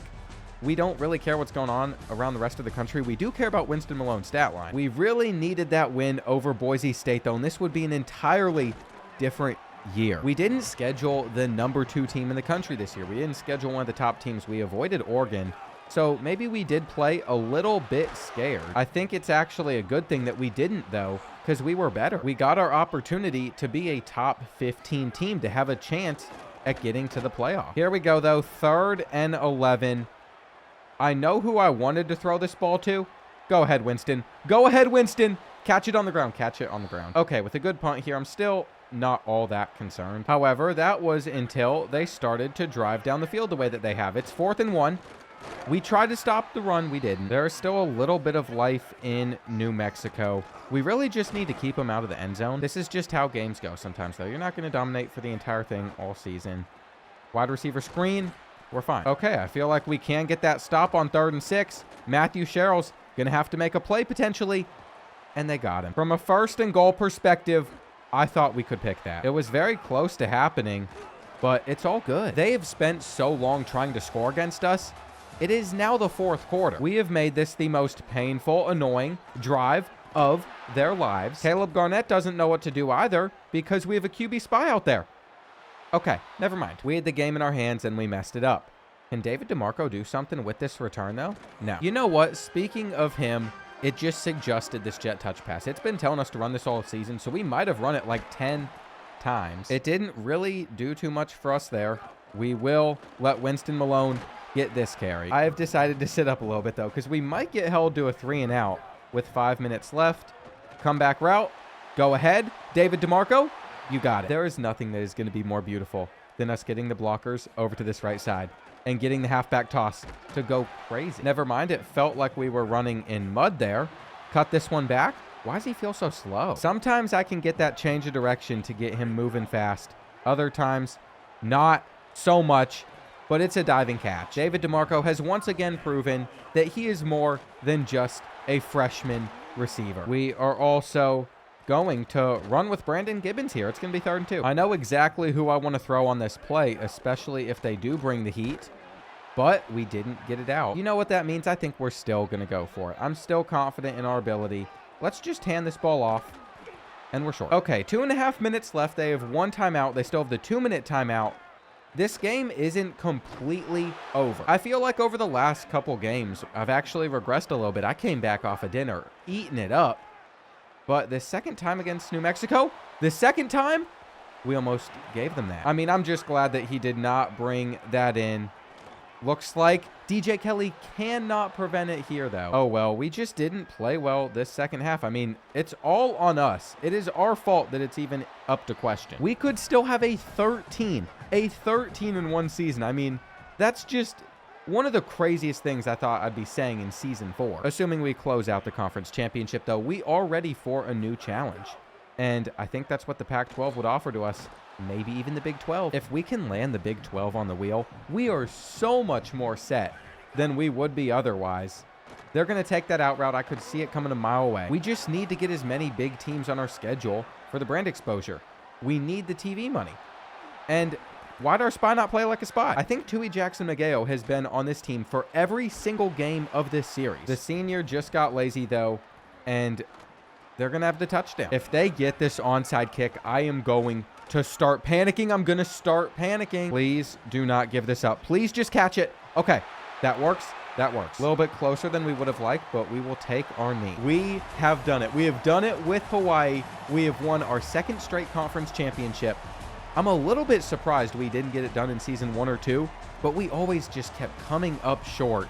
Thankfully, this year we didn't lose a single conference game. We kind of proved that we were on a whole other level. Now, I'm not going to sit here and act like we don't have the best roster by far. I mean, when you are paying guys even like Brandon Gibbons, despite his flaws, or Winston Malone, or even some of our receivers, you just expected a little bit of a higher standard. We really invested in this team. We spent almost $2,000 NIL on it, while New Mexico was number 2. Maybe that's why they're the 2nd best in the conference. UNLV spent a lot to not be any good. Boise State and Fresno State, by the way, spent less than us, but those are 2 of the teams in the Pac-12 that I'm worried about. All the teams in that conference still just spend more than what we're dealing with in the Mountain West, though. It's a deeper conference in that regard. Once you get to like the Big Ten and the SEC, you see some huge numbers. They also don't have to spend as much to get the same type of players. That's a huge benefit of those teams with high team prestige. It's where the NIL spend could be a little bit misleading, because $5,000 for Georgia, if we were to pay those same players, might be like $12,000. We did all that we could with Winston Malone too. So as we head into this Heisman ceremony, we're going to sit back, we're going to kick up our feet, and we are just going to hope that he wins. Special moment on the annual sports calendar, the Heisman Trophy ceremony presented by EA Sports. Inside the Tiburon Theater, I'm Chris. This is who I'm worried about. To bring you Heisman Trophy night every year. So many memories come out of this night. Each of these guys have hung out together. Bryson Beaver, yeah, he's not winning. Ultimately, the night's going to belong to one guy. One name will be read here, and one man will have that life-changing moment and forever be known as a Heisman Trophy. There he is, just over 2,000 rushing yards. The announcement just moments away. They've gotten to New York City, not by focusing on it, but once you're here, man, they want to win it. And every past winner has told me this is really a Helaman Kasuga, you know what? He beat us. Fair play to him. I really hope that we get this. All these guys have enjoyed their experience, but ultimately, the night belongs to one man. We're about to find out who is going to be this season's Heisman Trophy winner. Do not give it to the Ole Miss quarterback. Do not give it to the Ole Miss quarterback. I can at least concede to Helaman Kasuga. Heisman finalist. One of these guys is about to experience a life-changing moment. I mean, it probably will still be Taewon Fink just because of the conference, but who knows? Who's going to win the trophy for this season? I want to know. Go ahead. Tell us. Here we go. This season, the Heisman Memorial Trophy is awarded to sophomore quarterback out of Ole Miss. Sophomore quarterback. The second I heard sophomore, I knew it was over. It's not our senior running back. You know what? We did it with Hawaii. We did it in the Mountain West Conference. He played that SEC schedule. He still had a really good season. It's upsetting But we came close, and we know it's possible to win a Heisman with Hawaii. We just got to do even better. I mean, there's still going to be other awards, like the Sean Alexander Award going to the best freshman for David DeMarco.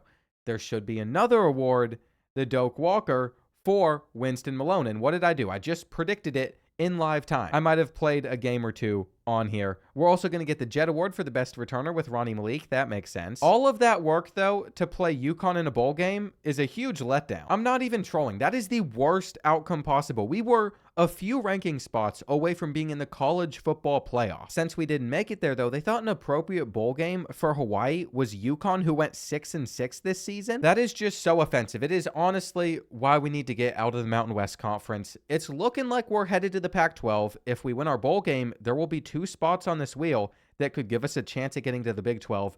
We better not stay in the Mountain West. We should beat UConn, but we still have to handle business there. Looking at our season stats so far, an interception a game for Brandon Gibbons. It could be worse. I'm hoping that we're able to pay him and he can come back for his senior year, but if he asks for too much money, he will be walking. 20 touchdowns, 2,000 rushing yards, 7.5 yards per carry. Just a great year from Winston Malone. Then on the receiving side, David DeMarco almost hit 1,000 yards, but the rest of these guys, I mean, it just wasn't a good year for throwing the football. On the punt return side, though, 4 touchdowns for Ronnie Malik there. Another one with kick returns. You see David DeMarco got his touchdown, so 6 returns this season. Then for our defense, we got 11 sacks out of Josh Roberts. I knew that having the senior coming back was going to be a big deal. Rob Jorgensen, we should have him for another year, but we might have to pay him some big money. Mick Rust also doesn't like our conference prestige. Well, that's going to change, but not before he'll decide to leave. Looks like Jack Murray and Prince Cottenham both were tied for the most interceptions at 2. This is the fewest interceptions we've ever forced. We're also going to be losing Jack Murray and Tyreek Tate to graduation, so that's 2 more guys on this defense alongside DJ Kelly that won't be with us next year. It's going to be sad to see a lot of these names leave us at the end of the year. Winston Malone being gone, I mean, we're going to have a lot of rebuilding to do at the end of this video, but we got to play UConn first. In fact, we're not going to worry about early National Signing Day yet to see dev traits. We're not going to worry about hiring a new coordinator. The first thing we want to do is we just want to take on UConn. They got a 93 speed corner, and if we can beat the Huskies, then we finish with a 13-1 record. Everything else, the grind, the grit, the hard part about building our team can all come after this game. Looks like they are going to have a 77 overall quarterback, Andrew Alford. We're going to be dealing with an 82 speed running back, Von Boone. You don't worry me too much. It also seems like they only have 5 receivers. I mean, just based on the number of running backs versus receivers, they are probably going to run the ball like this entire game. But I feel like our defense is now really well suited to stop it. It still is not the bowl game that I really want to be playing, though. Like I said, we could have done better. If we end up in the Pac-12, we will be back in this stadium every other year. We've already been basically playing Boise State every season, non-conference, but they're about to be a conference opponent. A Big 12 draw could be in the cards as well. I thought about making it the ACC because they have 17 teams. It'd be kind of funny. They don't really care about being the Atlantic Coast Conference. You could have a team out in the middle of the Pacific join the conference. Logistically, though, that travel would just be atrocious. And on 3rd down, we have a sack. It's actually so sad that this is the last time some of these guys are going to be playing for us. Like Tui Jackson-Mageo getting the sack there. He is going to be extremely missed. We're going to take the punt return to one side, then try to cut it back. We also have one final game with our so close to Heisman winner. The way this is setting up, this should be a touchdown. I'm just going to be honest. David DeMarco should be gone for a touchdown if they're in any type of man-to-man coverage. If they're not, though, we're going to have the numbers over on this side of the field. I'm just not sure if the back juke was the right move there. If we lateral that ball, I think we get a touchdown. Brandon Gibbons, are you going to be our quarterback for next season? That is a question that will be answered after this game. JT Taggart, our senior tight end too. That's another senior that will be departing from this roster. Just so many staples to Hawaii. Lots of guys that have spent good time playing for the Rainbow Warriors, but eventually their time does run out. And how did he catch that on Dwayne Mahoney? As frustrating as that is, as frustrating as that missed tackle is, we know that UConn is going to make their mistakes. On 2nd and 8, they run to the outside. We hold them. And we might even bring down Prince Cottenham for 3rd and 2 in case they were to run the football. DJ Kelly gets off of the block. Not in time, though. So we drop back. We see that they have the zig open. Nobody was on it. We might as well just accept that they are going to score. It could not be more obvious, but we shoot that hole. Now we come out pressing. Now we trust our defense in coverage. Actually, we're going to switch up to Tampa 2 at the last second. And That was a mistake. A somewhat even first quarter. So far, Winston Malone won't be able to go all the way. It's all good. 2nd and 3. We're going to have our hitch route. Nobody's on tap. You've probably seen Pat Tapp get some catches throughout the year. He is simply our backup tight end. And next year, he could be the starter. He's only a sophomore, so he does have a couple years left of eligibility. 3rd down. They stopped us. There it is. UConn will be getting this ball back with a chance to take the lead. It's not just going to be this free win. Next season is going to be a big season for Hawaii, though. It's almost like we have a whole other team. We really willed a lot of positions. Maybe we can get some new facilities. Maybe we have our stadium finished. Maybe we have some new jerseys. I mean, there's just a lot, a new conference. I'm so excited because this era of Hawaiian football has been good, but there's only so far that we could go operating like this. Even going 12-1, winning our conference, only having a loss to a top 5 team, it does seem like this was kind of our ceiling. And obviously, we want to be able to do more. That's why I'm hoping all of that other new stuff can really open up some more doors for us. And these are the guys that put us there. Winston Malone is going to get a lot of credit because he has been a steady running back now for the last 2 seasons. He's going to have 2 conference championships with us. That is a big deal. And I'm hoping on 3rd and 3, JT Taggart is open, which he is. He's never been the fastest in the world. Just a consistent big body that we're going to target. We're not getting the snap off, though. We had to call a timeout because of all that movement. It's the exact reason why I don't like the plays that have shifts just coded straight into them. But I have to look for it. 2nd and 9. We are going to probably take a sack. It is just the reality of the situation. So for us to get a touchdown, the odds are not really all in our favor, but we're going to get a flag on the play. I really hope that that is defensive PI, and it is. It is defensive PI because we were trying to get over to it with David DeMarco, and he wouldn't let us. Either way, though, we are just going to kick our field goal and take our 3-point lead as it sneaks in. I am definitely curious what playbook suggestions you all would have for me in the comments too on offense, because next year I don't want to go with Kentucky's, especially without Winston Malone. It worked for the season. We got a little bit familiar with it, but I feel like we found our ceiling as well. I felt like the passing plays in it just weren't all that good. You can only run this jet touch pass so many times. Typically, I do like more of a spread playbook, and that's what this is. However, I'd even be more open to going back to the run and shoot that we were running at the start of this. We're going to take a sack. We're going to take a sack. We are not very locked into this game. I will tell you that right now. I'm ready for the offseason. We're getting a little bit too excited about the offseason before we get there, just because a win obviously does a lot for us. And I thought we were going to be able to stop that run. I thought we were going to be able to stop that run. 1st and 10, play action. Once again, Wiley's a little late to the party. How many of these players do you think are going to be on next year's team? Ideally, you keep around as many starters as you possibly can. With all the graduates, though, and the players that are going to demand more money, you never really know. I mean, that's just embarrassing. Surely we are not going to lose this ball game. We have 3 guys out there. We are going to continue to sit and cover 2-man, and what a tackle from Jack Murray. I don't think that they're really going to scramble here, so we're not going to waste one of our defensive linemen in a QB spy. We're just going to watch for their tight end. And that's a great contain. Rob Jorgensen is a must to have on our defensive line for next season. We have to pay him a lot. I am willing to throw the bag his direction. I mean, you've seen me throw the bag at a lot of players throughout the series. Micah Alihado in Season 2 still remains the most expensive one. It was like $500, but we wouldn't be in this position without it. Now, I don't think that this coverage is going to work too well for UConn. I think somebody like David DeMarco could absolutely just decimate it. And he does. We needed Gibbons to get that ball there as well, though, and that's not a guarantee. As we approach the end of this 3rd quarter, I mean, the touchdown is coming. It is coming. Our offensive line we've worked on for this exact reason. I don't know how many of those guys are seniors. Just like that, though. We're headed into the 4th quarter, and we still haven't scored. Okay, we might want to go 5 wide. We might actually want to put Desmond Hardy on a slant, too, because I saw the man-to-man coverage coming, and he always gets that separation. I mean, all it takes is a little push-off for him, and he is going to naturally be hard to contain. 2nd and 9.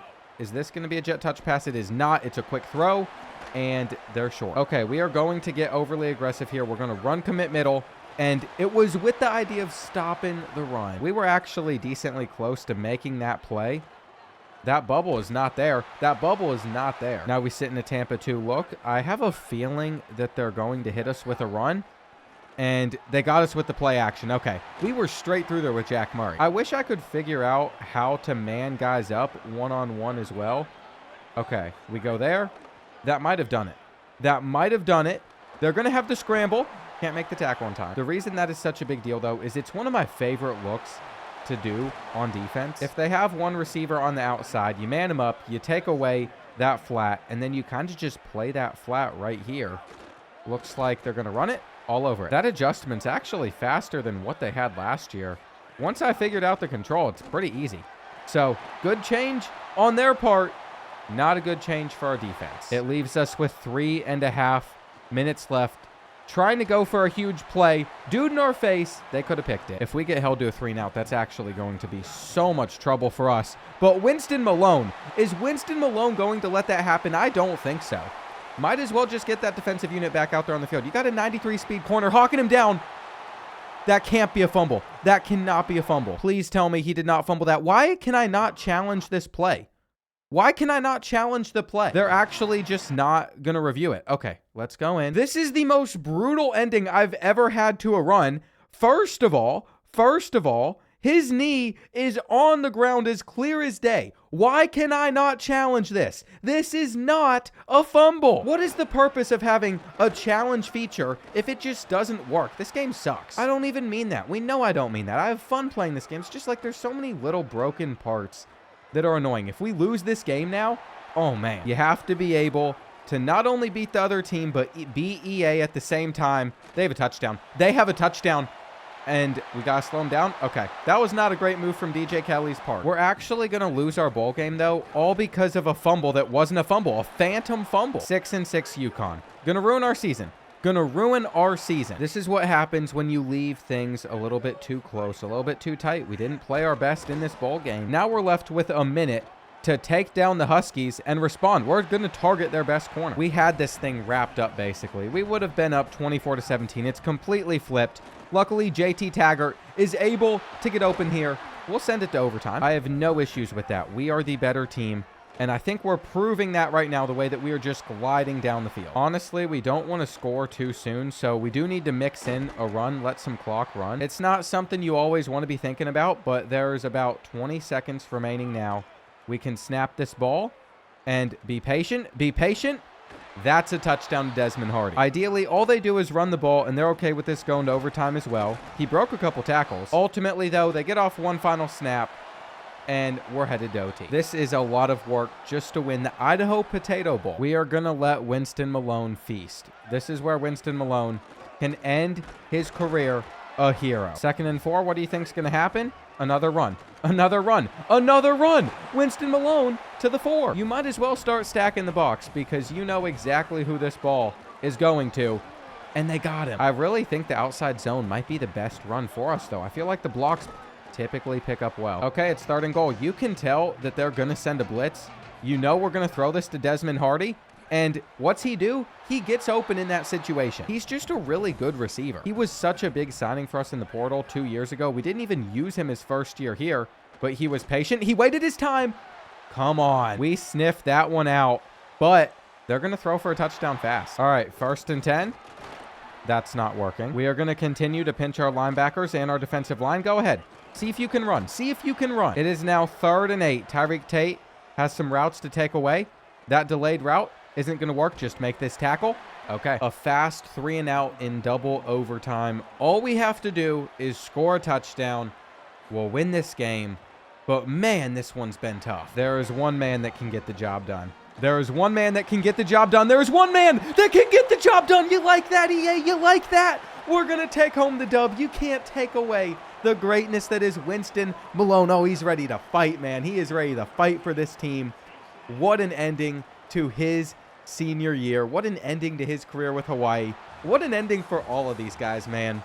I was so upset. I really thought that we were about to fall apart with the Rainbow Warriors at the end, but we finished this season 13-1. He took that fumble that was not a fumble personally, and Brandon Gibbons has basically earned himself the starting job for next year with this performance. He had a really good game for us. 203 yards for Winston Malone, Who are we going to lean on next season at running back? Because I think J.J. Bradley's gone. We also know that Titan Lacedon's going to be gone, and he wasn't good. There's just a lot of decisions to be made. Winston Malone will go out, leaving his name, leaving his mark in the Hawaii record book. It does seem like J.J. Bradley is only a junior, though. Okay, so he'll be coming back. He has not played for years now. We also have John Burfict. I can't remember if we signed him early on or if we just got him out of the transfer portal recently, but he could become faster. His elusiveness is just really bad. We might just need to pay for a running back because those two guys are not going to be on the Winston Malone level. We actually have not had a single player set any Hawaii record book for a single game in this series so far. But when it comes to the season, when it comes to the career, there's a couple names that are going to stand out. We also got locked out of Timmy Freeman because we didn't have his deal breaker. So even though he committed to our school, eventually he decided he didn't want to be with us. So that's the update there. We're not going to be able to get James Russo either. He is from Hawaii. Most of the guys we signed are 2 stars. This Larker linebacker was a bust, so I wasn't expecting him to have a good dev trait. Is everybody going to be normal? It is safe to say it's not a great start to this class, and we should have 380 points to spend on a coordinator, but because it glitched and we just lost 300 out of nowhere, now we have nothing to spend. It's annoying we have to hire somebody that is basically like a level 0, but it's just the bugs that come with this game. By the time that we get to the end of this season, I am shocked to say that Boise State made a run to the national championship game where they lost to Tennessee, but we lost our one game this season to a team that made the Natty. We are also a bit short on our budget at the moment to actually upgrade our facilities. I don't know where $700 is going into spending on staff when both of our coordinators cost nothing. If we were to take off the fundraising lead, we do get the money back that we could spend on facilities, but then we're going to have a really hard time building next year's roster. Some NIL will free up. It's just one of those moves I feel like we really do need to make to get to an elite facility. It's going to be costly, but you know what? Let's do it. Let's do it. Let's see how much NIL we really have. Of course, it's going to say 160, and now we have to afford so many players to return. I don't think we care for Deshaun Fed. I think that's the first guy that we just have to accept. We are better off without him. Lots of big losses, though. If we can't keep around players like Von Tinker, I can't spend 200 on an 82 overall. I mean, we're going to just lose a lot of our offensive line. I did say no matter what, we will pay Rob Jorgensen. He has been around for this series, so he'll be coming back. We are going to be moving on from both Desmond Hardy and Brandon Gibbons as well, though. Trey Sheffield, we aren't going to have him either. We are going to be losing so many big names to this team. What we might be able to do, though, is just revisit how much NIL some of these players cost, because as you can see, Tyler Carrizosa is not going to want to transfer if we take him down to 5. Maybe guys like J.J. Bradley don't really care how much NIL we pay them either. Okay, we might be able to reallocate our funds a little bit better. Ultimately, what I have been able to do is get us 945 NIL. There are 8 players that we could be spending this money on. We just have to decide who is worth it and for how much. To be honest, Desmond Hardy is a little bit of a tough one because if we pay him 195, he is worth so much more than every other receiver that we have, including David DeMarco, who is willing to take a pay cut down to 20. The reality, though, is we have to be willing to spend some on a couple of these players, and Brandon Gibbons, if we're going to get a quarterback around his caliber, is probably going to cost us $270. So we're going to pay to make sure we have a good quarterback next season. We're not going to go after Desmond Hardy, and we have to choose between one of these 2 offensive linemen. It's a little bit of a tough decision. Von Tinker doesn't currently like our play style, but he could become really good at run blocking. His pass blocking is capped out at this point. Meanwhile, Tua Fineu has star development, and I'm pretty sure this guy's Hawaiian. So are we not just going to stand by our Hawaiian brothers? We're keeping him. Okay, just because I don't want to mix the 2 up. He is Polynesian, which does, of course, have roots in Hawaii. It is going to cost us 260 NIL, so he hopefully doesn't decide that he wants to transfer, but he still is going to test the portal potentially. We convinced him to stay. The other big one is Brandon Gibbons. I'm actually really nervous for this. At least he will return. But Desmond Hardy is gone. Von Tinker is gone. That's going to hurt our offensive line. Deshaun Fed, I don't think we're going to miss him too much, or Ezekiel got it because he barely played. For our seniors, though, Tyreek Tate, you will definitely be missed. Lawrence Leota, we have not seen him on the field for a while. Tui Jackson-Mageo should be getting drafted. We're also saying goodbye to JT Taggart. Corey Hatcher definitely got playing time. Scotty Brennan, you remember him. Jaden Bradley, there is another name. Josh Roberts, Winston Malone, DJ Kelly, Damian McLeod. This guy, he started at center for us and Titan laced it in. So many big name seniors gone. It is just how it has to be. DJ Kelly gets drafted in the 3rd round. We're going to see Tui Jackson-Mageo going in the 5th. That is really big for the program. It is also important to note that we have been able to get up to a 2.5-star team prestige. So during the preseason, we might be able to spend more, maybe on some support staff. I'm not sure what route we're really going to go. We already have so much pouring into our facilities. We might just need to spend this remaining budget on our roster so we have another good season. At least inside here, it says we have 1,090 to spend. I think that number doesn't include our seniors that is still being accounted for. So 1,090 is a lot to spend in the transfer portal. If we wanted to get Storm, Cole, Klo, we still could. First, I just want to take a look at some of these school grades, though, because the Pac-12 is considered the 5th best conference, so our conference prestige is going to increase to a B+. We are also seeing our brand exposure rise up to a C. Our stadium atmosphere is a D. We are on a 16-game home winning streak. In fact, I should have looked into this a little bit closer because next season, if we get that brand exposure up just another grade or two, we're going to see 1,000 more in NIL. We also are going to see the conference prestige pay out maybe another 500 more. We have a lot more money that should be coming in. That's just a major deal, obviously. I'm really excited for it. We might even decide to pursue a couple of these transfers just because we can. If they only want 200 and nobody else really wants them, that's actually in our budget since we have over 1,000 to spend still. I mean, what it'll really come down to is just trying to decide what part of our roster we want to fix up the most.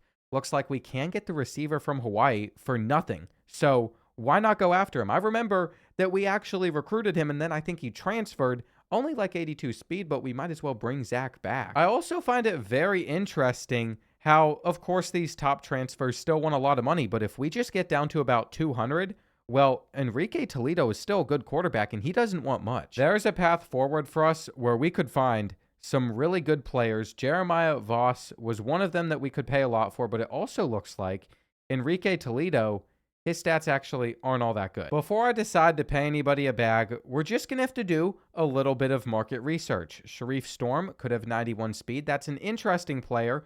The higher rated running back, 84 speed. I have a lot of research to do. What I ended up discovering is actually incredibly insightful because it's the same strategy. Try and pay some of these 3 stars, get the younger guys in here, hope that they want to actually come out to Hawaii.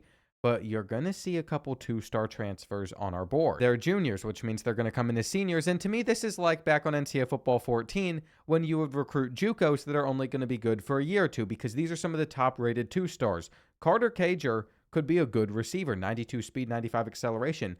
Colt Simon, platinum shifty, 99 acceleration, 92 change of direction, 93 speed. What are we doing? I will pay him everything. He makes these 3-star running backs look like they're horrendous. And also, another thing I want to point out, remember Jeremiah Judge when I said that player looks really good when we were playing him throughout the season? We need to go get him. Well, he was really good. 95 speed, 88 deep route running, 86 catching. We're going to be paying him a bag alongside this cornerback from FIU. The only question becomes who can we afford and who gets left to some of these other schools like that linebacker. Well, if we see no competition, we're going to leave our points on him. Unfortunately, looks like Missouri wants Sharif Storm. But Colt Simon, I think he is coming to Hawaii. That is going to be a big get for us. Same with Carter Cager. For Jabu Dole, we're going to have to fight a little bit harder, but it is very crucial that we always have a star corner that can at least lock down one person. Nobody wants Jermaine Judge. Just very interesting, some of the things we're noticing. Do we bump up the amount of NIL to 155? That is the question. Unfortunately, I just don't know if our hard sell is really going to move the needle here. Luckily, we have so many hours available, so we can actually scout to find out what his stats are. 99 change of direction. Okay, I think we're just going to have to go after him. Now, by the time that I reach week 3, I noticed that some of these guys we had to schedule for visits. So we're going to get Dahl coming in. We also have to get Jermaine Judge coming in on a visit because, unfortunately, Fresno State came out of nowhere, and we have to reclaim first place. There will be a complimentary for this quarterback, Tate Reynolds, out of Oregon, the number 75 transfer, 94 throw power, 87 speed. He's a junior. He'll be a senior coming in, but I think he's worth it. Basically, I put him on the board because everything else was just falling apart. Colt Simon, that is a really big signing for us, but we're going to lose all these other battles. It's actually turning into one of the worst recruiting classes I've ever had. I'm just going to take a lot of guys off of our board that we're not going to get. I thought that we were going to get Dahl. We were paying him 150. We paid him so much money. We're barely catching up to Fresno State here. That's with the visit as well, so we might as well just pay Jermaine Judge a little bit more money. Again, we really wanted him. It's actually so disappointing whenever you see how pipelines are just affecting us. We don't stand a chance in a lot of these battles, even when we're going all in, even when we're sending as much money as we can. I mean, Tate Reynolds isn't even going to come to our school because, one, this playing time deal breaker always pops up. This has been in the game for a few years, but also Oklahoma has him on a week 4 visit. So that's another battle lost. We're trying to make up ground on the center. I definitely had some higher hopes for how this recruiting class would turn out, but at the end of the day, Carter Cager, that's another bigger name that we wanted to sign. I put a couple 3-star receivers on our board just for fun. We're going to get Kevin Sharp, so that's an offensive lineman. And getting the defensive tackle out of Kentucky is a big deal because there's always positions like another corner that could really help elevate our offense.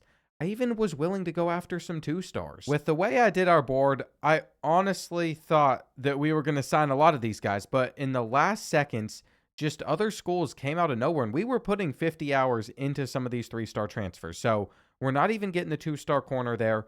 A class of 19 players, because TCU comes out of nowhere, takes the tight end away from us. Jermaine Judge is going to Fresno State. Someone we're going to have to face now because we couldn't get him to come to our school. There isn't a single player in this class that has better than impact development either. So we really did mess up with this recruiting class. We spent only 175 NIL. We probably should have been throwing more money around. And this could have a big effect on what our team looks like next season. All these gadget receivers really haven't turned out well for us, by the way, at all. Sherwin Gandy, we are going to move him over to tight end. He's 200 pounds. I want him to gain some more weight this offseason, which he should do. He's 6'3". We are also going to have to take somebody like Quinn Williams, who was on the field a decent bit, and make him a cornerback just due to his speed. It might not seem like it at the moment because there's so much going our way, like Prince Cottenham getting a dev trait upgrade. But at the moment, before we go ahead and just upgrade a lot of these players, the future for this team is looking a little bit grim. There are so many seniors on this roster, so many starters that we're going to lose at the end of the year. One of those guys was well worth it though. Colt Simon, he is going to be able to get his elusiveness up a little bit more. 96 change of direction, still has the platinum shifty, 93 speed, 99 acceleration. I wish he could get some of these other abilities, but since he can't, we're actually going to focus on his IQ because I've noticed this can help a lot too. Then we have Brandon Gibbons. His throw power up to 89. His accuracies are even better. We still have 6 points left as well, so we could start to work on some of these. I think just resisting pressure from the pocket is an important one. Do not sleep on Tyler Carrizosa either, though. The freshman is slowly getting his overall up. He's now a 73.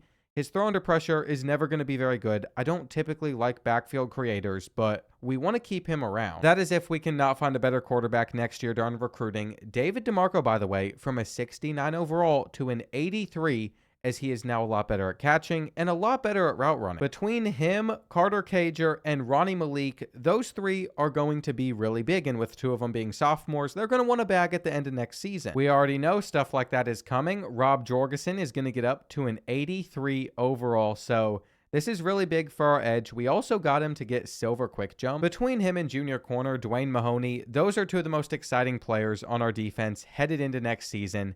I really don't want Dwayne Mahoney to leave us. We're going to have to pay him an absolute bag for him to stick around till his senior year. You never know what'll happen, though, because players like Matthew Sherrills, I thought there was no way he would still be starting for us by his senior year, but sure enough, he's going to be out there, and we were able to bring him back. Ultimately, though, it is time for the big decision. I've made you all wait far too long to find out what conference we are going to be in next season. We get 2 Big 12 spots on there because we won our bowl game and our conference championship. That one loss, it's still a Mountain West spot. What conference are we going to be joining next year? It is the Pac-12. We will be joining it with this roster right here. Our offensive line, you know what? It's looking really good. I'm thinking that we should be able to run the football pretty effectively. Dwayne Mahoney on defense alongside James Paul, 2 really good corners for us to have.